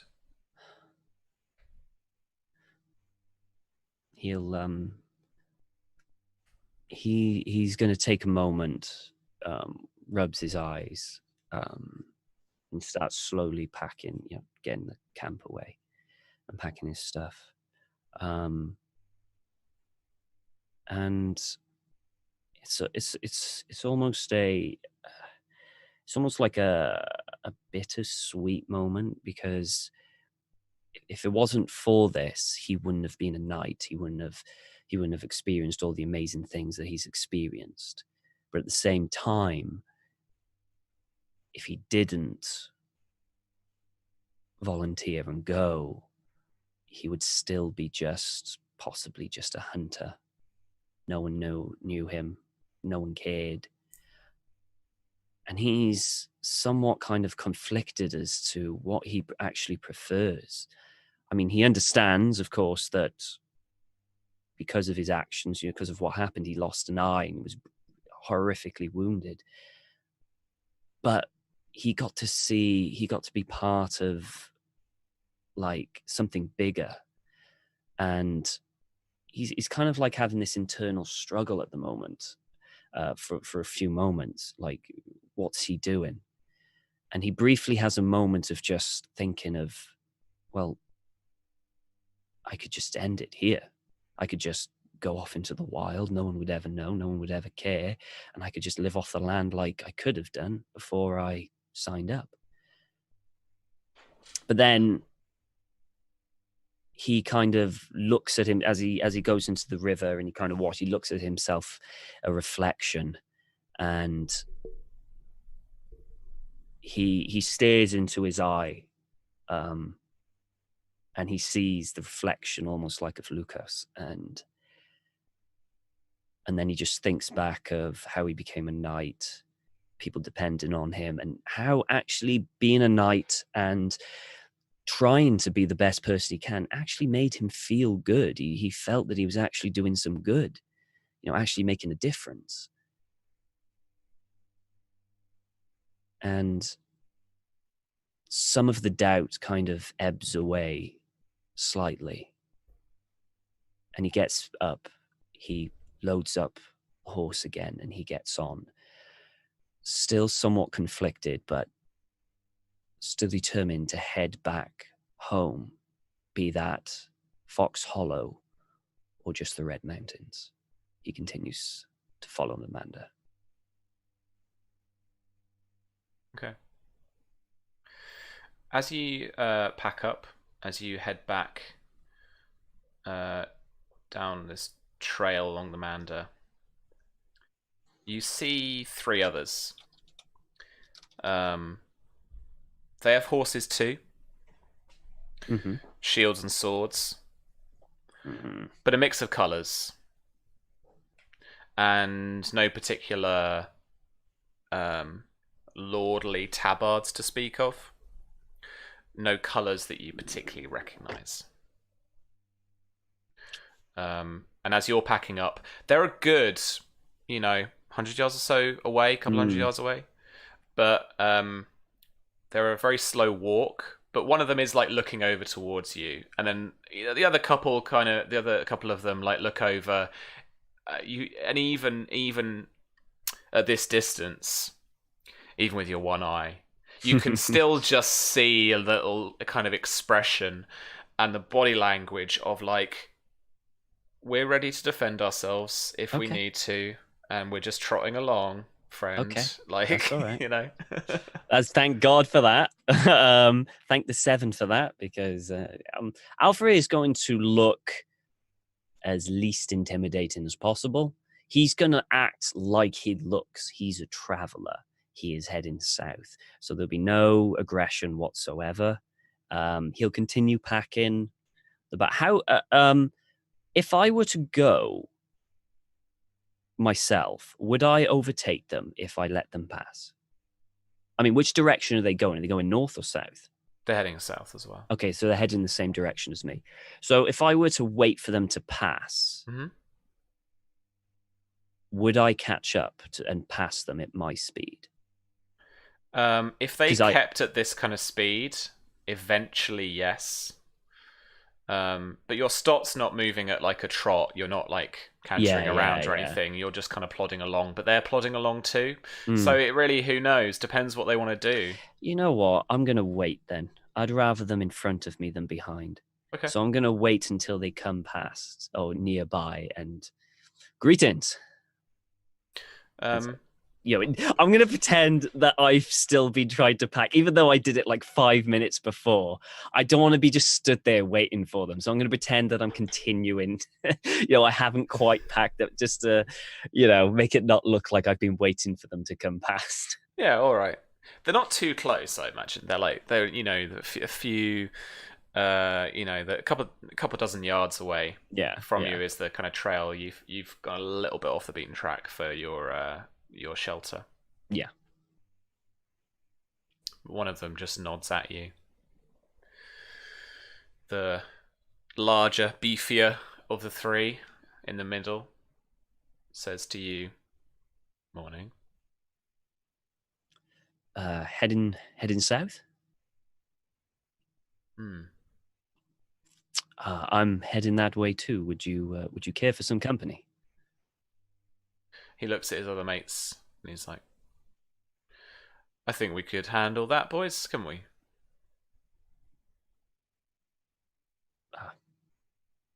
Okay. Great. And he'll just finish lining up and mount his horse without a saddle, so he winces slightly. And he'll go, name's Alfred. Sir Leopold. Could you spell that? Sir Leopold. Leopold. Oh, Leopold. Leobald. And he'll drop his head in acknowledgement. It's a honor to meet you, Sir Leopold, sir. I've been traveling for quite some time, and you're the first to have seen on these travels. Are you heading far south? Not too far, probably down towards Bitterbridge, back again. Tend to patrol, make sure everyone's doing what they should be. No, for travelers like me, that is really good to know. And, lost your saddle? Oh no, this is a new horse. I never had a horse.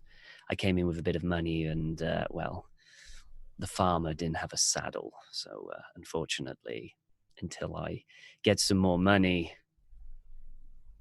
I'm stuck with an uncomfortable ride. Roll me deception. Shit. Feels like you're trying to kind of mask who you are. It's just like, don't mind me, I'm just a traveller. I am, in all fairness, because I don't believe they'll believe I'm a knight. 9? I'm not doing too bad on the rolls, in all fairness. Let me get my NCs out. I haven't written this one in the Roll20 yet. You'll love this, Tom. I have a whole PDF. How many pages is it? 7 whole pages of NPCs that I wrote way back when. Cause Holy shit, that's awesome. I don't like a fair amount of the one. I don't know some of the choices of the NPCs in the core rulebook. Yeah. I also wanted some variation, so I wrote. So I've got like free rider, hedge knight, knight of quality, and a squire.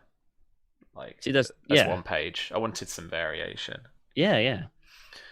With all their calculations. So hedge knight. Okay, you're good. Cool.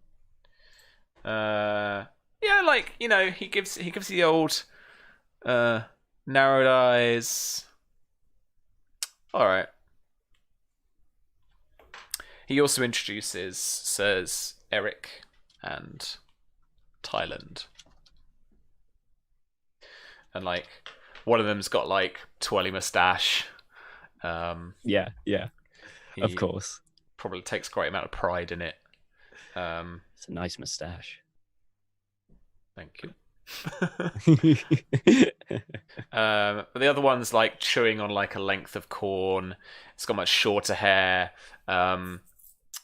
Definitely not a knight. Stubble, and is like properly like glaring at you just with a little cheeky smile. Yeah. Okay. So how long do you think it'll take us to get to Bitterbridge? At this pace, a few days. Oh. Well, I'm looking forward to having a nice warm bed after traveling for so long. As he'll try and unstiffen his shoulder. If we can move a bit quicker, then we might cut down the time. Maybe 3-4 days.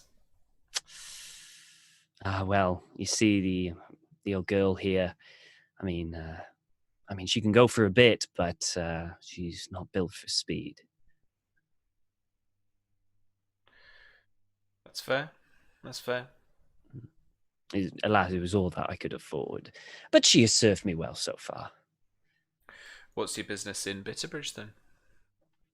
Oh, I'm heading south. I'm not actually. I'm just traveling, going through Bitterbridge. I was hoping actually to find a boat to take me further down to Highgarden. Highgarden? I have no business in Highgarden. I am. Yeah. Fancy yourself going to Highgarden, do you? Well, just passing through. Right. Old Town, Old Oak. I mean, Horn Hill. What? Why? What? Where I'm going? It's got to be a final destination, hasn't there? Oh yeah. Well, my final destination is the Red Mountains. I'm going home. You see. Red Mountains, eh? It's a long way, I know. Wow. They're like trotting along. It's my stuff. Here we are.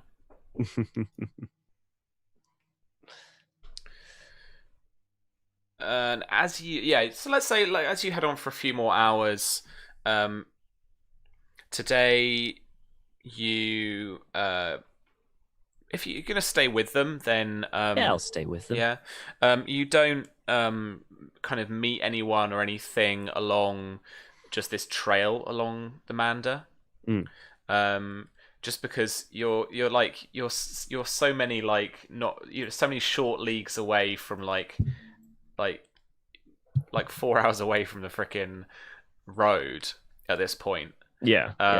That no one's using the kind of older trail that you're on. It's kind of possibly like First Men Trail. So it's still got that weird thing of being like almost trodden in. But not fresh mud, just like, you know, nothing grows there much anymore.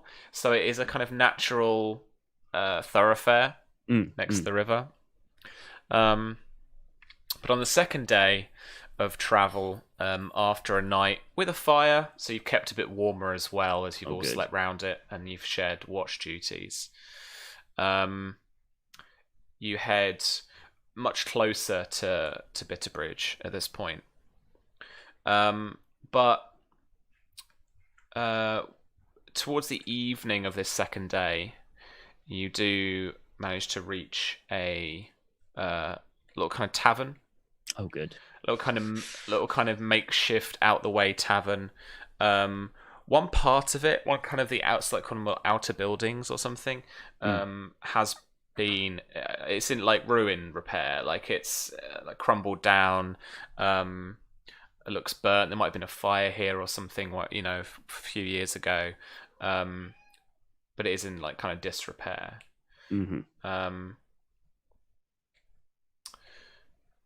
As the hedge knights all dismount, they make their way inside. Are you following the guys as well? I will. Yeah. I'll saddle up. Tie up the horse, and I'll head in. They basically they take the room. There's again there's like probably like a poacher in here. There's also like a couple of fisher folk as well. Fishermen in here. But they sit down at one of the trestles quite loudly, whistle at the barkeep who comes over. They ask for a couple of chickens, any other good meats that they've got, and like a barrel of your finest ale. Oof. Jobby. Oof. Now, when they do this, are they looking to share it with me because I'm sat at the same table, or is it very obvious they're like just keeping it to themselves? If you're kind of hesitant a little bit and you're kind of waiting a little just to see what they're up to, they've all sat down, but the lead guy, so Leopold, like turns to you over his shoulder and he like slaps the bench next to him and he's like, presuming at this point you provided your name as well. I mean, you did at the beginning. Sorry, I remember. Yeah. You say, Alfred, what are you thinking? Come on, just come and sit with us. Thank you, sir. And he'll come down and sit next to him. And they drink and they eat heartily. There's quite a bit of mutton here. They've got a couple of chickens. They hack into a loaf of bread between them. The ale keeps coming. Nice. Good strong beer. And they're racking up quite a tab. Oh shit. By the time kind of night rolls around, the barkeep talks about payment, because there's no rooms here. Yeah. So people are gone. They're basically those people in the pub that like won't leave. By this point. But as the barkeep comes over and asks them to settle up and to move on so that he can close up because he needs to close up. He obviously asks about the payment, and that's when Sir Leopold turns around to him with a sly grin on his face and just says, "Oh no, we ain't paying." And the barkeep's kind of like he's apprehensive. He's got a very pensive face on, but you also get a little bit of the sense that he kind of knows the arrangement. Right. Okay. Right. But he does come out with this like a little bit of a sob story of like this meat doesn't come easy, that they've eaten well, they've eaten heartily, he's offered them warmth and everything, it's just to keep the place going and everything. He starts to angle more for like a donation rather than rather that he kind of starts a sub story. But the stubbly guy, Thailand, gets up in his kind of rough, really rough, large ring mail, clanking on the table as he gets up, and he says to the guy, grabs him by the cheek, by the jowls, Mm-hmm. and he says again, "We ain't paying."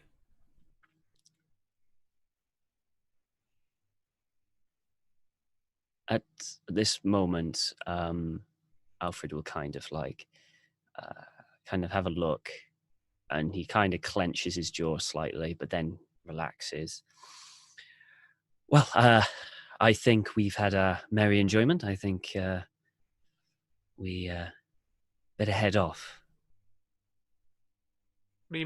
So like Leopold turns around to you and says, and you can see there's a slight kind of drunkenness in his eyes. He's not quite focusing on you properly. And he said, and he kind of like, he does that really awful manly kind of grabs you around the neck with his arm. It's very much like kind of like, what do you mean, Alfred? We've got beer to finish. Well, I mean, yeah, we do, and it's been great. It's great, but we do have we still have a way to go, and if we want to, we've got to get up early, and don't you think we should, at least get some sleep? I mean, I personally have had my fill. We'll just sleep here, mate. We'll just sleep here. And he's just kind of looking up at the barkeep again. Alfred will look to the barkeep and nod. Good idea. We'll sleep here by the fire.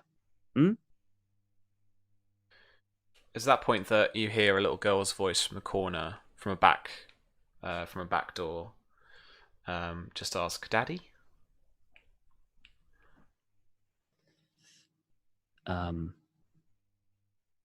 At that moment, I'm going to get up, get a flagon, and stick it in the hand of the guy who's got him by the throat. So if he wants the flagon, he's going to have to let go to grab it. All right. This is weird. Make me a persuasion test. Oh God! All right, it's not very good, but damn, it's all intrigue. I'm 7 with 1 crit and 1 fail, so it's kind of like, oh my God! it really is a kind of yeah.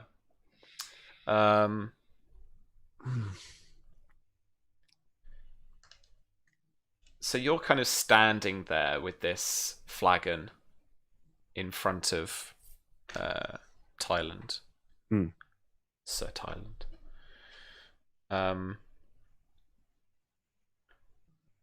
But you look down and you can notice that Sir Thailand's got his hand on the hilt of his on the grip of his sword, and his other hand is with this guy. They both, look over to the little girl who's in like rough spun kind of nighty kind of undergarments, I guess. Yeah. And they just share a second of just staring at her. The barkeep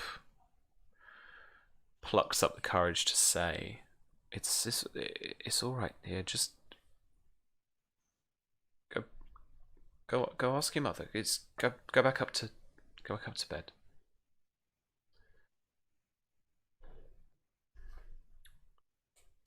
We're all friends here, aren't we, sir? We're just getting one more round, and we'll be sleeping by the fire. And he'll look at the bartender, won't we? Ooh.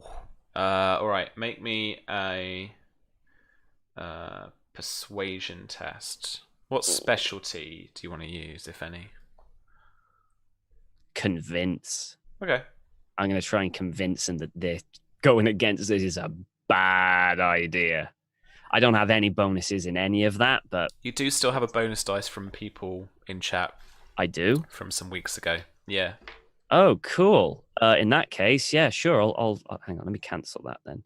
I'll use that bonus die. I feel that this is a good idea because I really don't want this man to die. Oh, look at that. 2 6s, 12. Oh.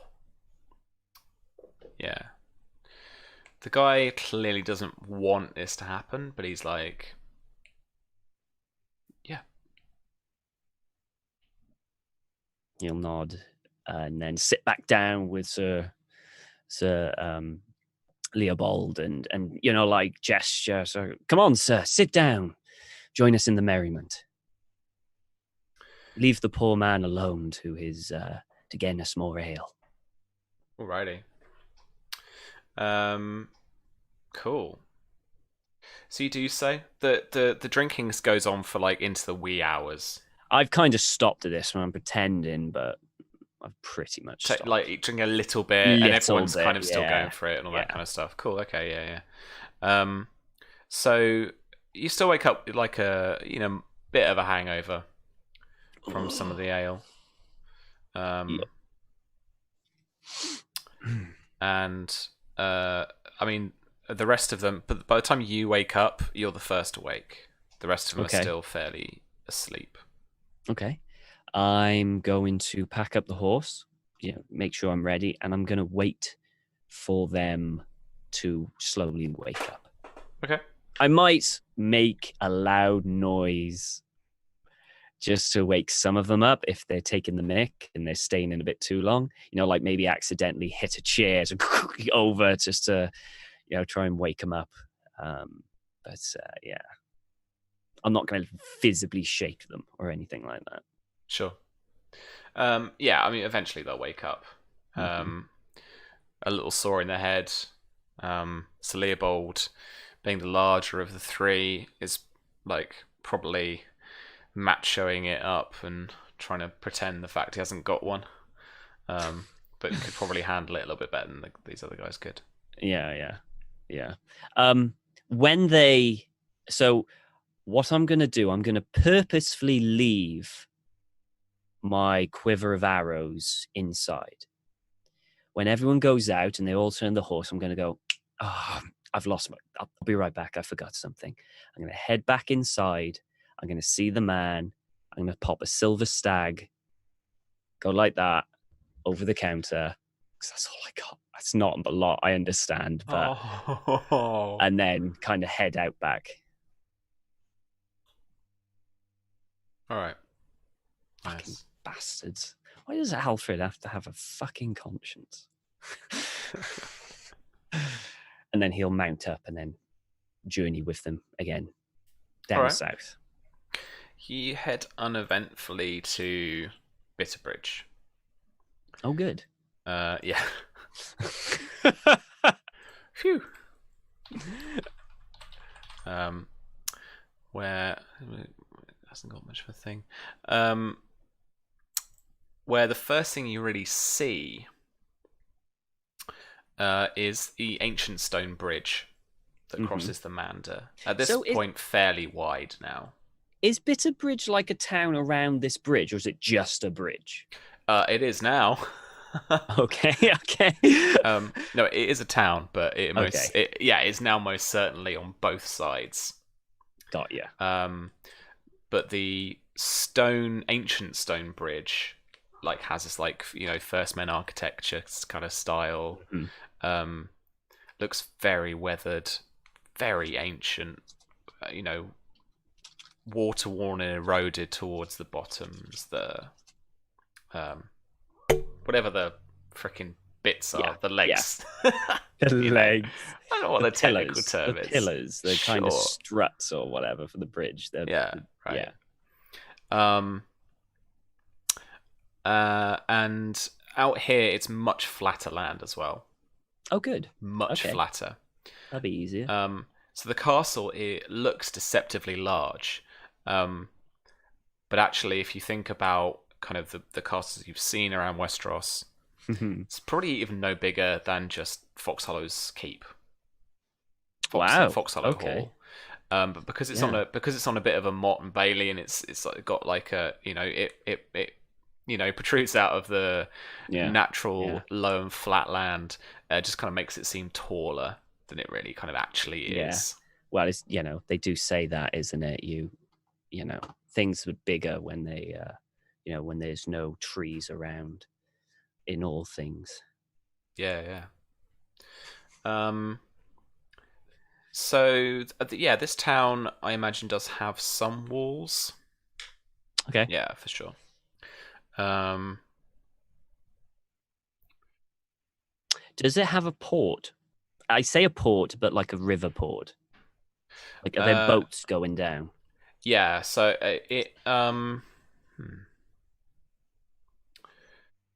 it doesn't. It has like a navigable river, but again, it's more for barges. This is going to be more like canal boat size stuff. So people could go in them certainly, but they'd be used a lot more for like hauling stuff. It's fine with me because I got a And horse to haul. yeah, and that's the thing too, is that a lot of these barges would have like two or three of the kind of stots really of your Mm, kind of mm, horse mm, that would be pulling them along back, well, not down the river necessarily, but back up. mm. So they'd still ride alongside when they were being kind of Okay. taken downriver Okay. So, towards as we're Highgarden. traveling in, and we've been chatting, it's like a few days I've been chatting with the others Yeah, as we've yeah, been traveling. yeah. He's going, Sir Leopold, I'm thinking of trying to get passage down river. I think it'll be quicker if I take a barge down. How much do those tend to go for? Me and my horse. I don't know. You might do good with the horse, to be honest, because they might use it to carry Hmm. the boat downstream or something. Huh. Depends. It's mostly merchants and goods that use that use the Manda, Hmm. apart from the highborn folk that would occasionally, I don't know, ferry down it or something, do whatever they do, I have no idea. take a paddle. I guess so. I guess.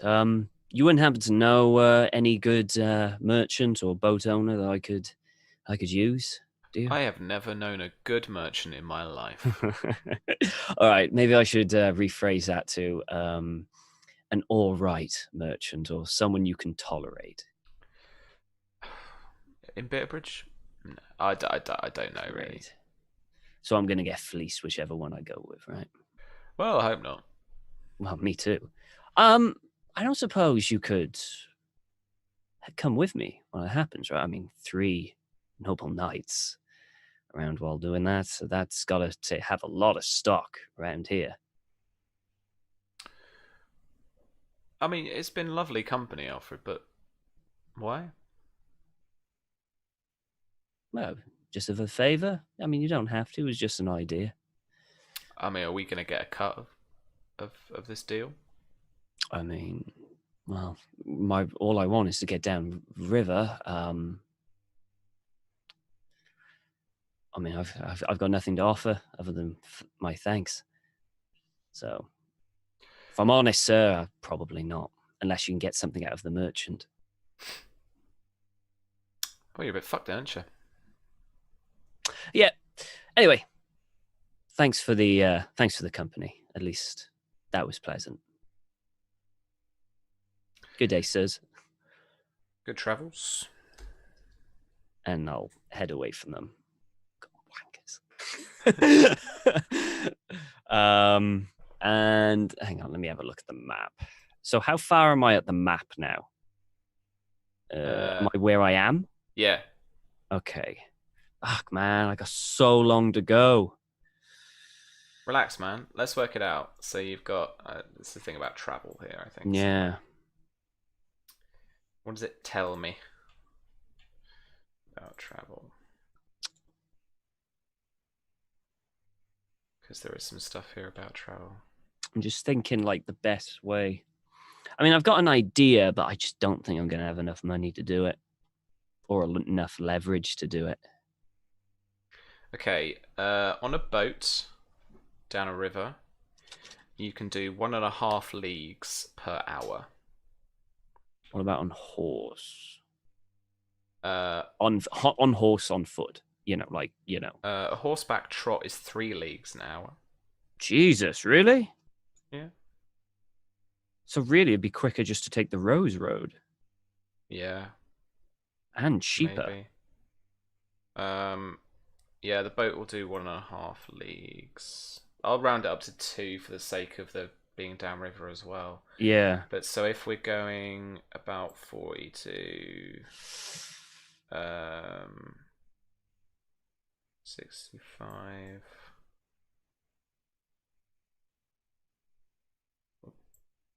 So 100 leagues, give or take. Bloody hell. Yeah. 100 leagues. Obviously, the thing is, if I'm doing it on the boat, I'm not. But then again, if I do it on the boat, the horse is going to be helping anyway. So I may as well just bloody. I suppose it's safer on the boat, though. Yeah, maybe. Okay. You know what? 120 leagues. It'd be like 2 leagues an hour. Divided by 1.5 will give us the thing, right? Yeah, 80 leagues in time. So 80 hours journey time. Couple of days. 10 days. Holy shit. To Highgarden. 80 hours, 10 days. 8 hours a day. So 8 leagues a day. Oh, of course, yeah, because you're not traveling for 24 hours, are you? That's by river or by foot? Yeah. That was by river. So we're talking about 100 leagues divided by 3. It's 33 recurring, so 33 leagues.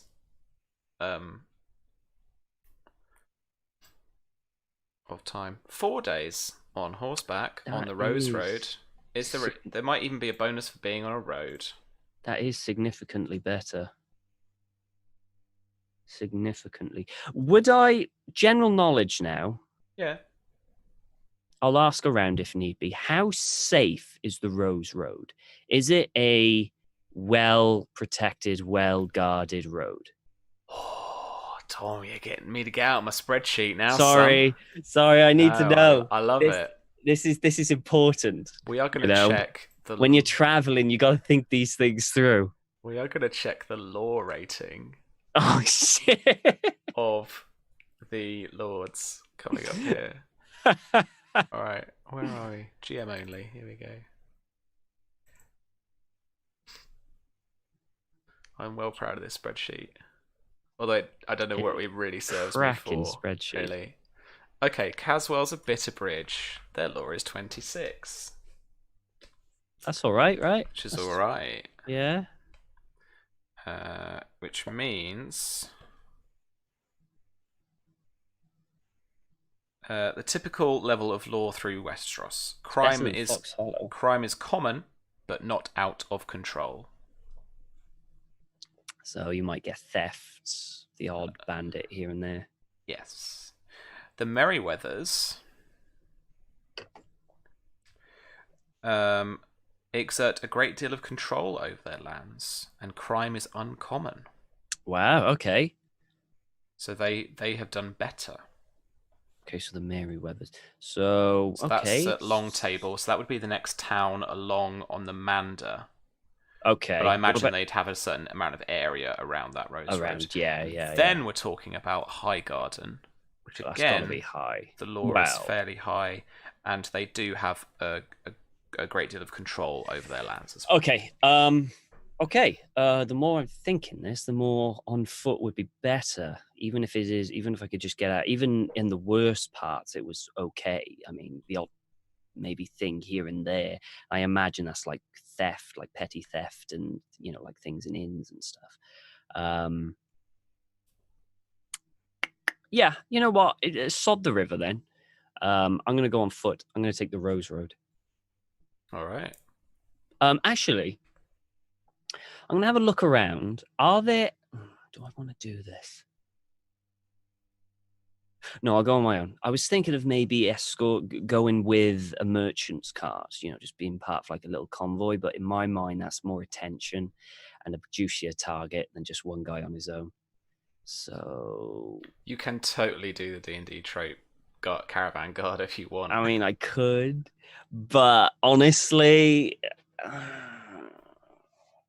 will I be the only guard? Probably. No, then.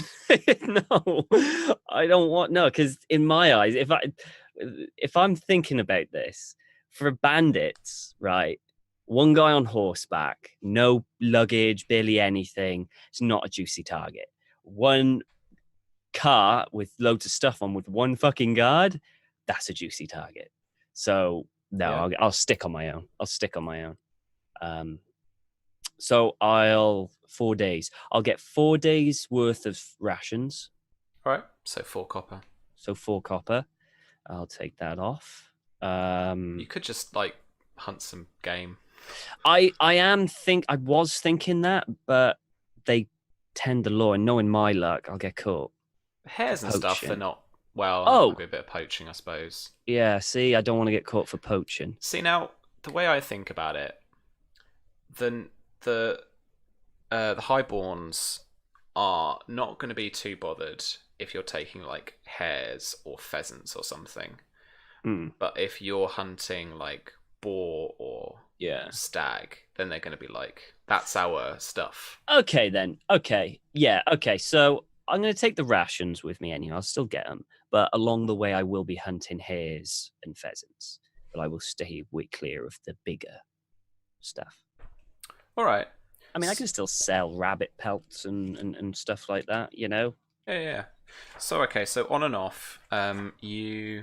roll me a survival check again. Another survival with your hunt. check? You could forage too. I don't know if you've got any foraging.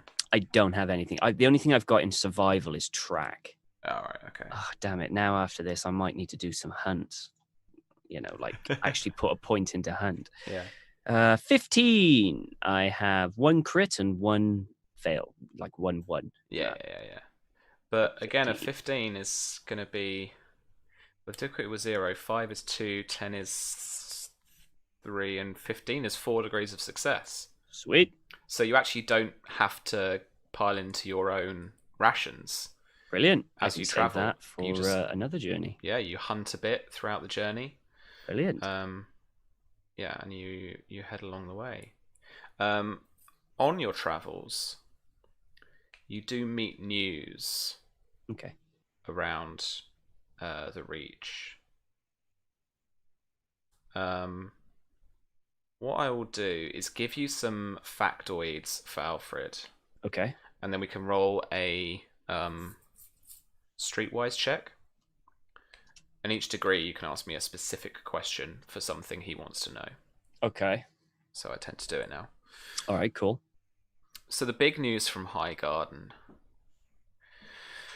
is that Lord Tyrell went to the tourney in King's Landing. Yeah. Is due back shortly. News from the court in Highgarden you get from a merchant who is also sometimes a courtier there. Mm-hmm. Is that his wife, Lady...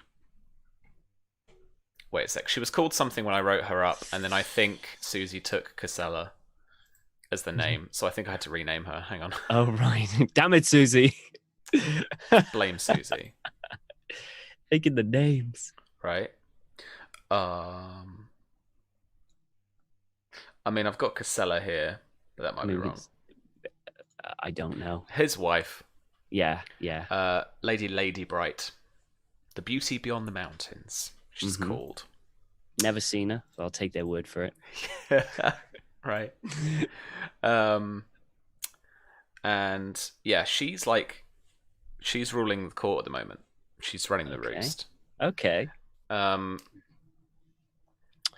other big news is that there have been some pitched battles apparently in the Red Mountains. Right. Between Dornish raiders and Reacher knights. Okay. Marcher knights, Dornish Marcher knights. Okay. Wait, Dornish. Sorry, no.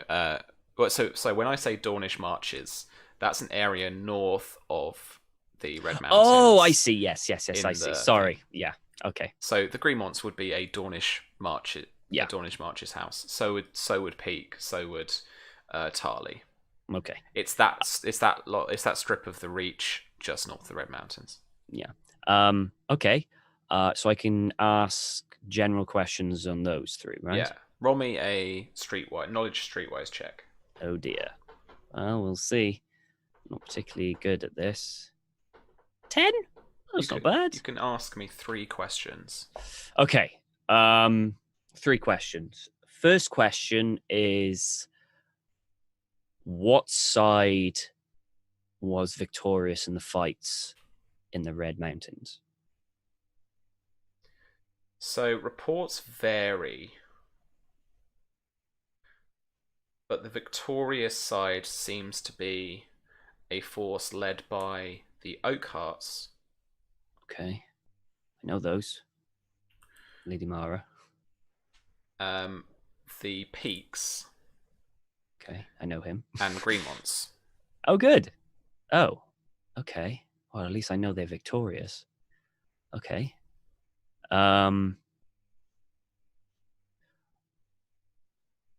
What is the general feel of court in Highgarden? I know it's a very vague question, but what I mean is, how do I put this?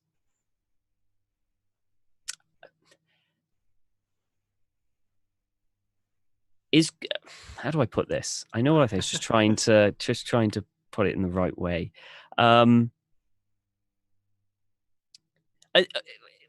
Is court in Highgarden in a generally good place, as in, like the lands are peaceful, or a court's filled with ruckus, kind of, back and forth, stuff like that, not lawlessness, but disorder, the general. So Lord Tyrell does not have a good control of his court at the moment. Okay. And the Reacher Lords have always exerted more influence over this kingdom of the Seven Kingdoms than other Lords Paramount have of their own realms. Got you. Okay, interesting. Because it's been such a long-standing historical court, and because of the fact that the Gardeners, who originally ruled over the petty kingdom of the Reach, made various pacts with different lords and stuff. In terms of the actual political structure, they have a fair amount more power than other minor lords would to their Lord Paramount. So he doesn't have a good control over it. And essentially, recently they've been fairly paralyzed. Very interesting. The lords are split over certain issues, particularly this Dornish excursion. It seemed that Lord Peak, he did it legitimately in terms of their own procedure and process and stuff. But he kind of did it on his own. He was he basically he invoked a right to be able to just go off and do this. I got you. To withhold taxes and stuff, and to assemble men and stuff to defend his his holdings basically. Okay, so Highgarden. Okay. So it's not looking great. It's not looking great for that guy. Very interesting. And I would ask, what are the rumors out of the tourney in King's Landing? What happened?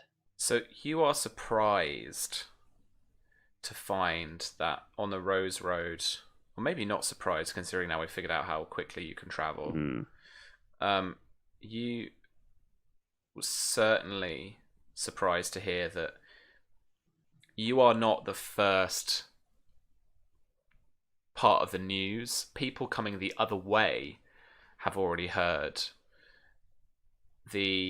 and this is where actually it's interesting that the rumor or the story of what happened is almost entirely accurate. Oh wow. Okay, that is weird. Yeah. Like it was that much of a moment Yeah.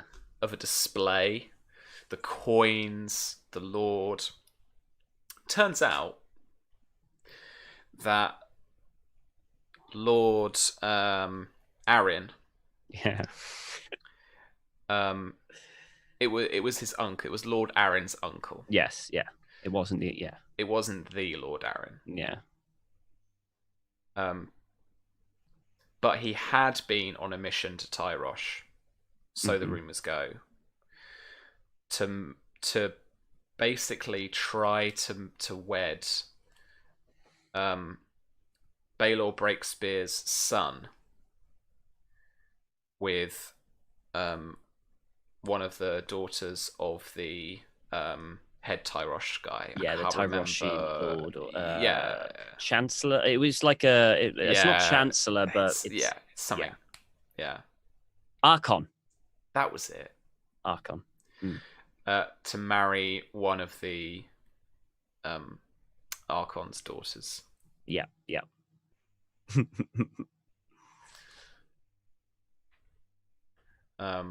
Charlie, everyone's heard about what happened at the tourney, basically. Yeah, he's getting the thing, We're getting, and Alfred's getting smug satisfaction of how yeah. accurate everything is.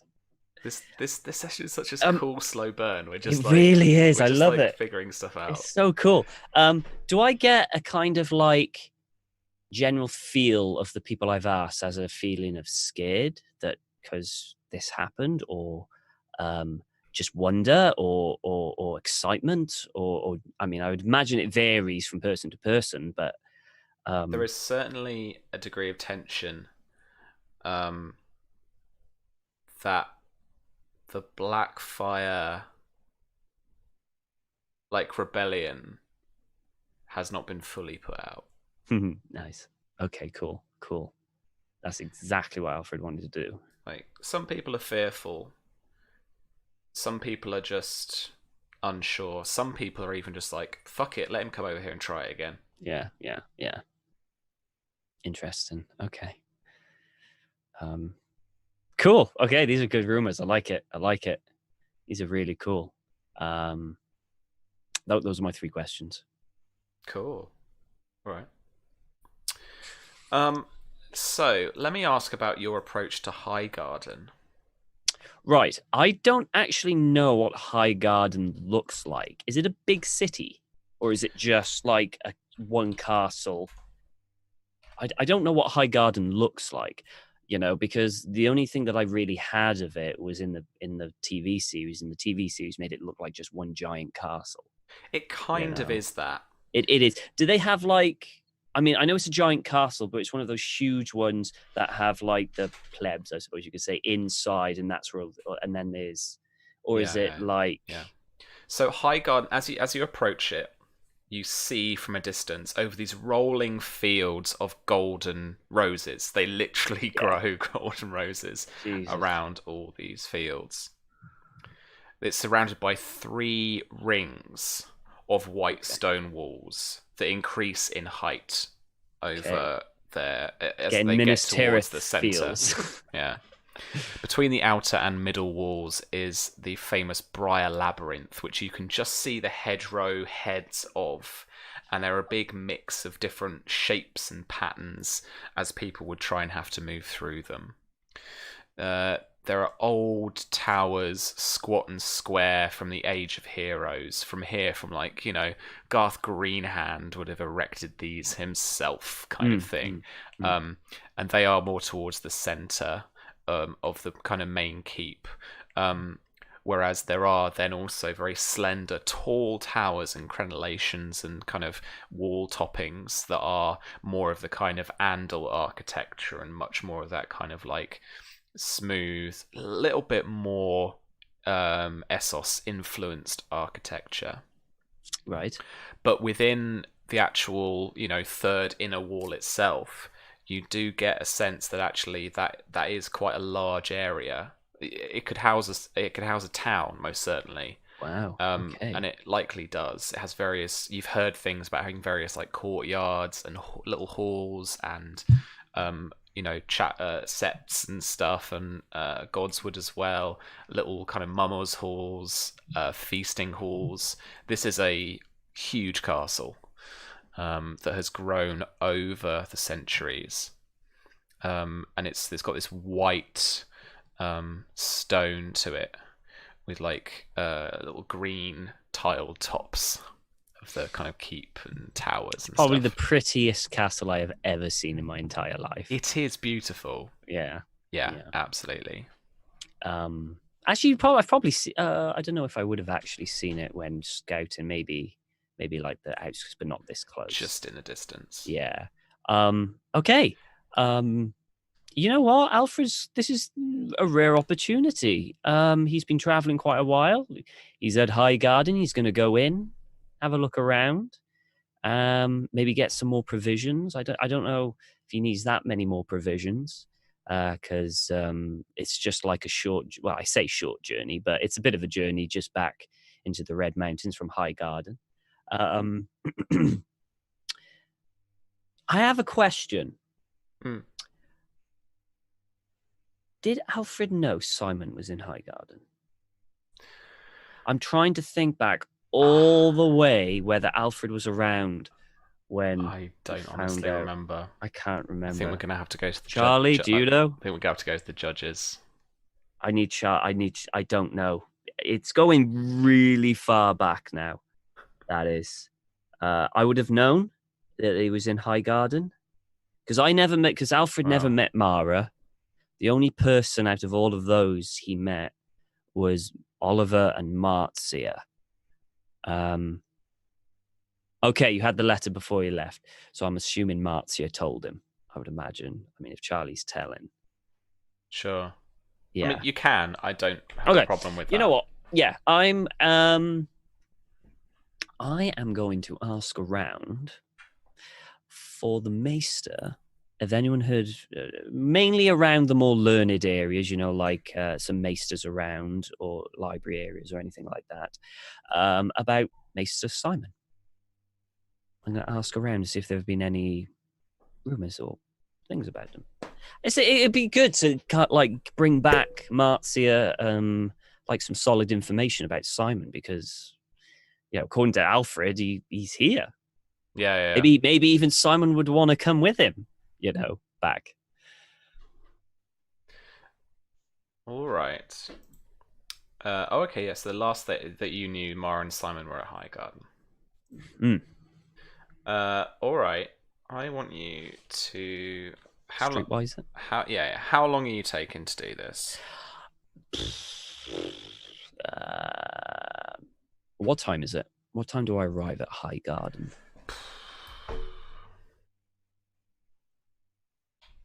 Roll 1d24. You arrive at 6 in the morning. Oh, that's fine. That's good. That's fine with me. I've probably got up really early to finish the final stretch. Just come on. Yeah. Okay. In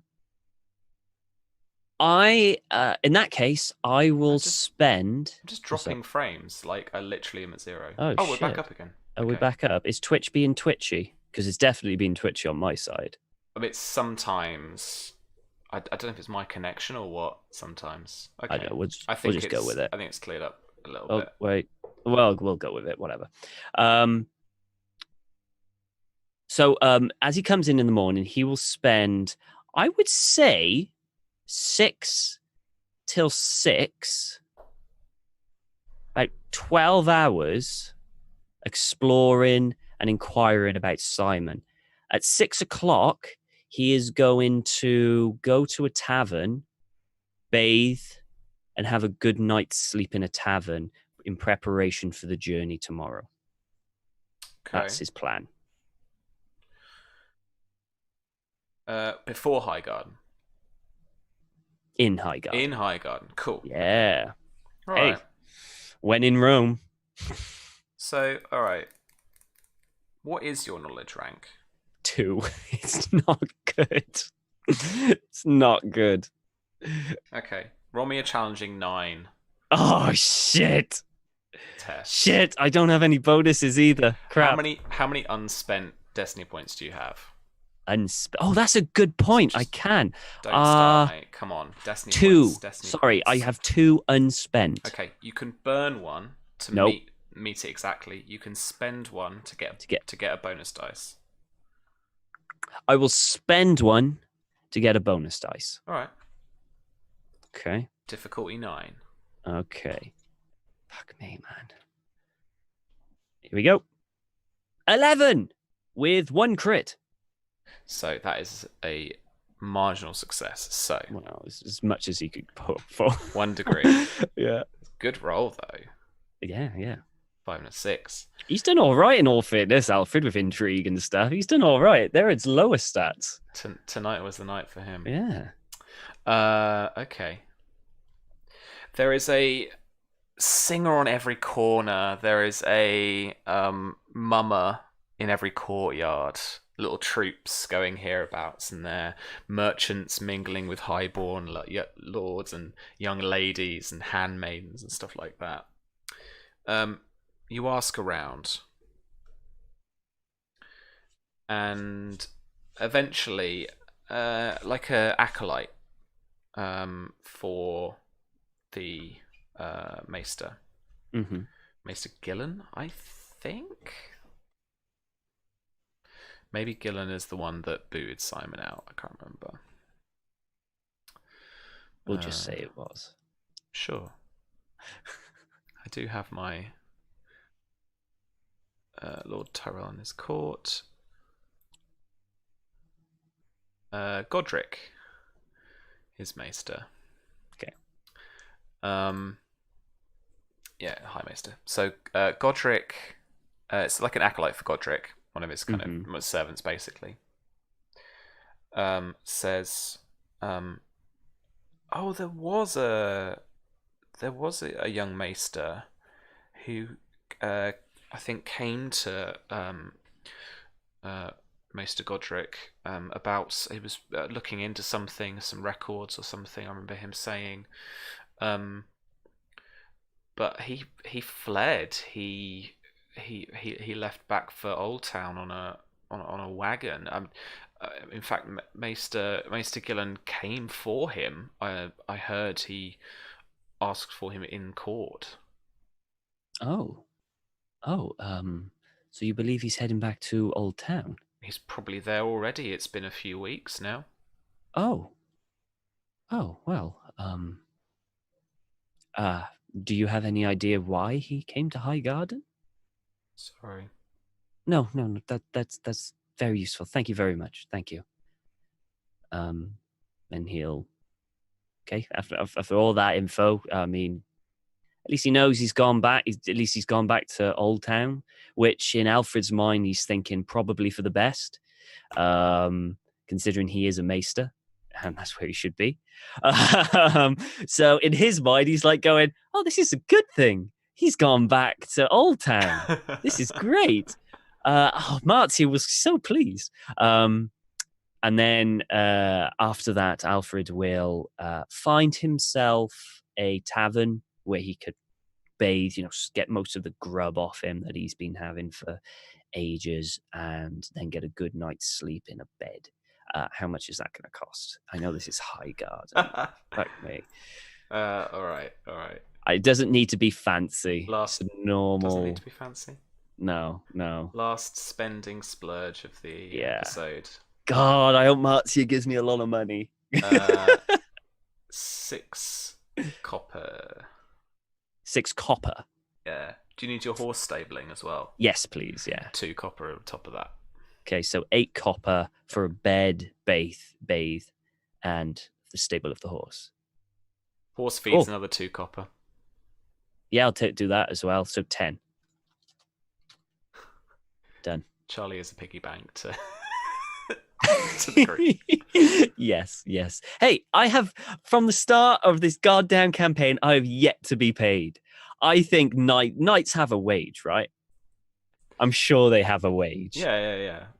I'm still waiting to get paid. A knight's wage per day is 24 coppers. See, I want my 24 coppers. Actually, it'd be more than that, I was there I'm for a owed while. back pay. I want back pay.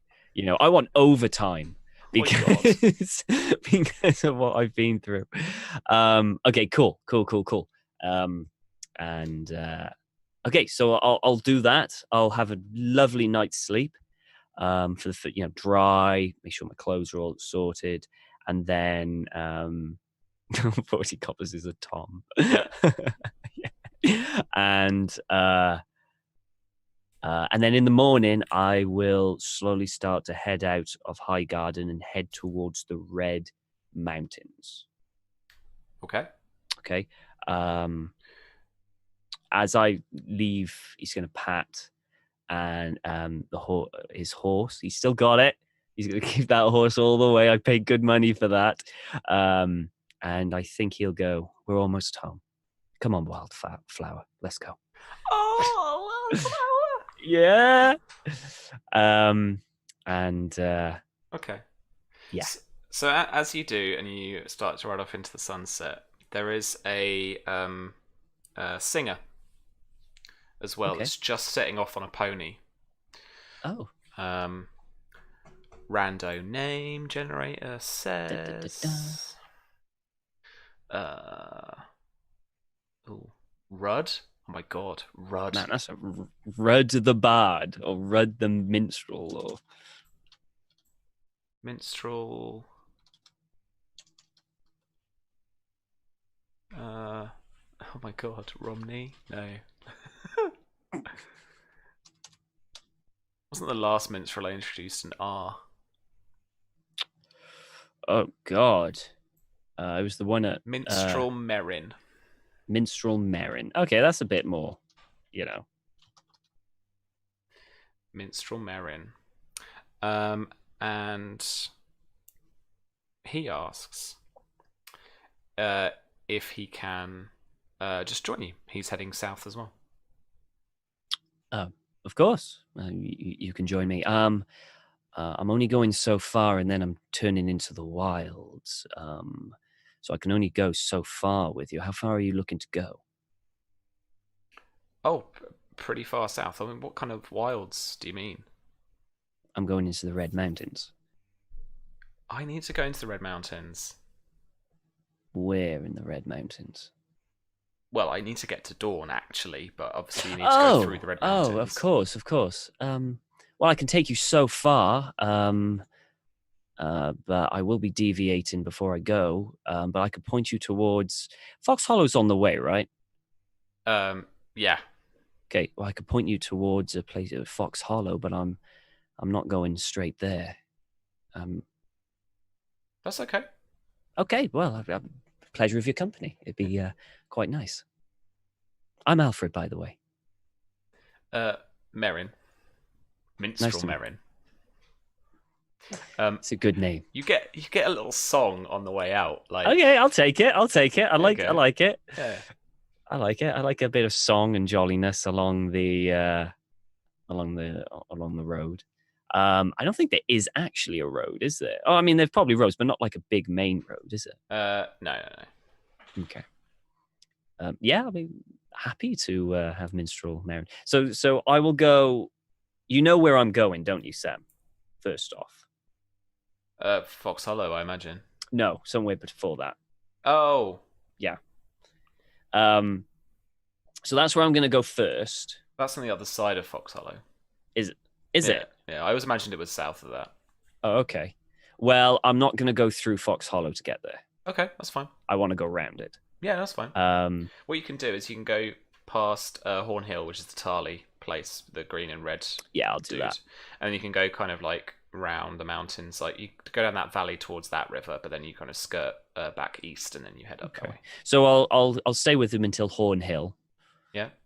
Show him the road. It is to Fox Hollow, and then I'll leave and go round that way. He asks if he can stay with you. It's safer. What? Into the... Well, you just stay on the road. So there's no like road down I see what you mean. Thing. But if he goes with you, then over the other side of that is the Prince's Pass, which is safer. Okay, you can go to me till the princes pass, and then I'm afraid we have to part ways. Well, that's fine. Good. So to clarify, Tom, well, look at the map, man. Look at the map. Okay, yeah. So let me have a look. So can I draw lines on this? I don't think I can. I don't know if I'm allowed. You can. Can I? Yeah. I'll draw a red one. So you're going. Oh no, that's not it. Oh, okay. I'm going that way, Whereas right? this is the red, the Prince's Pass. Oh no, bollocks to that then. He can sod it. He can sod off. I ain't going that way. I'll fucking hell. I'll go that route because I want to see my mum, but I'm not taking him to see her. I'm not taking him all that way. So I will take him as far as Fox Hollow is in sight, point him at Fox Hollow, and then leave him. Okay. I ain't taking him there. Cool. Yeah. All right. No, Ironwood is like on the other side. Yeah. Charlie is like right on the other side. I'm actually closer. What's that? Blackmont. I'm actually closer to Blackmont. Yeah. Than that. Yeah. Okay, so that's the path I'll be going. But there is no way I am taking him the whole way. No way. And I'm going to ensure no one, and try my best to ensure no one's following me. Okay. So if I see him following me, he's going to have an arrow between the eyes. All right. I get it. All right. Well, let's wrap it up there. Okay. Charlie, you mean the Bone Way, not the Prince's Pass. That's where Ironwood is. Yeah. It's the Bone Way. Which is like, looking at the map, it's like East Coast, like really East Coast near the Sea of Dawn. Prince's Pass is in the middle of like that drop like into that, yeah. Dawn. Yeah, for sure. All right, then. Cool. Well, that was a big change of pace. I love that. I thought that was really good.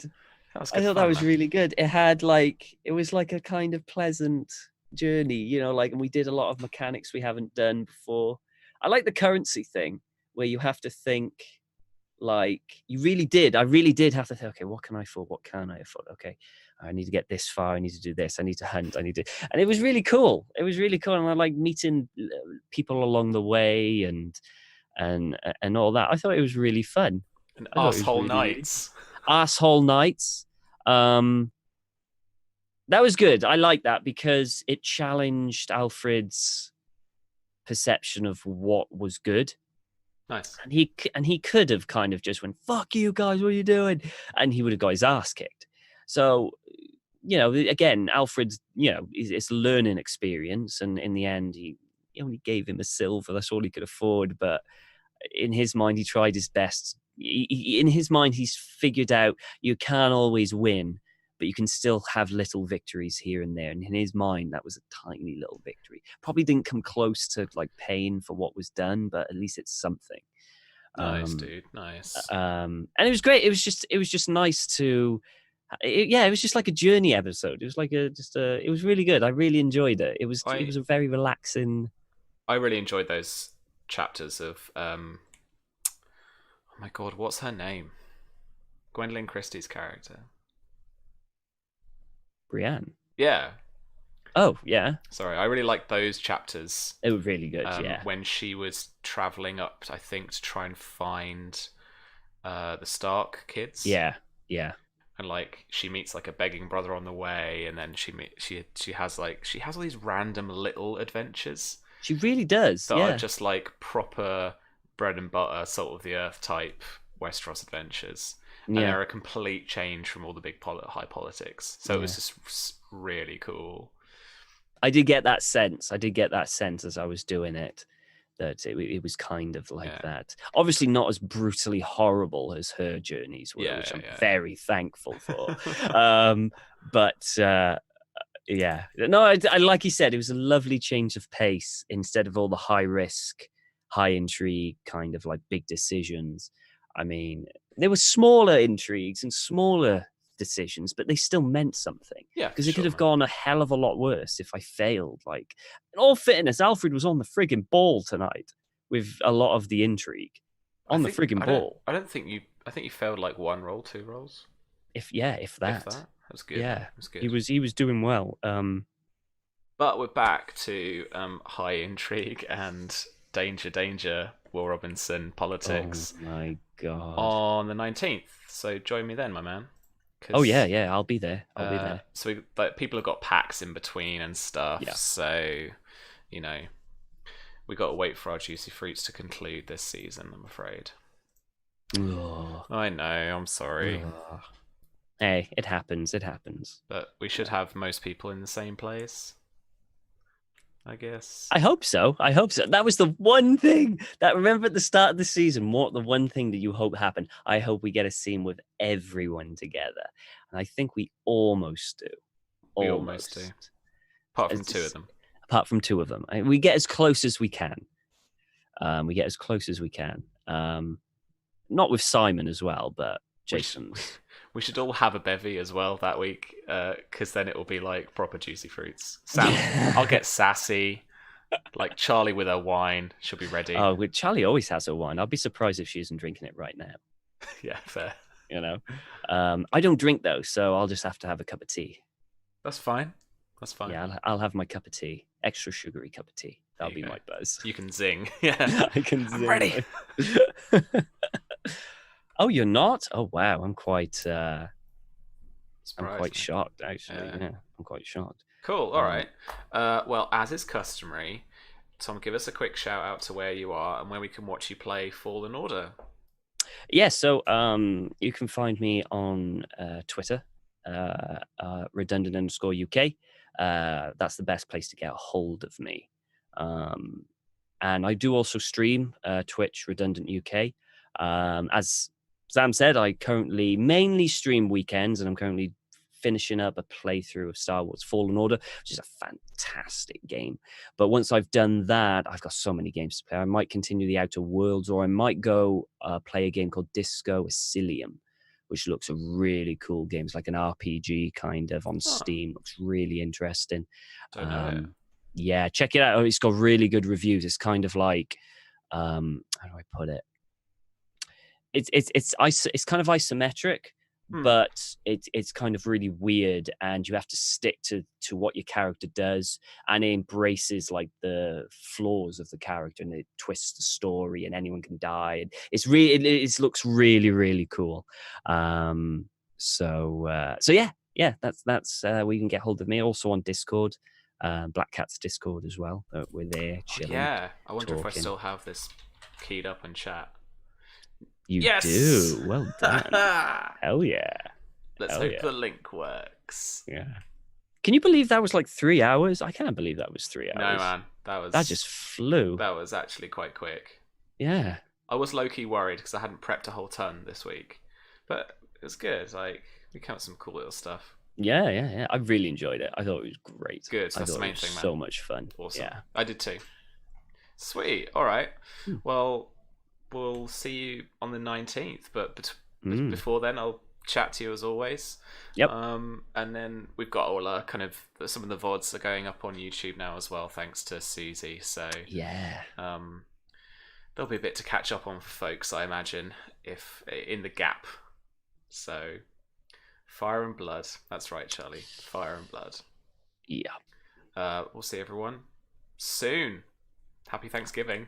For all you Yanks. Yeah. All right. Ta-ra.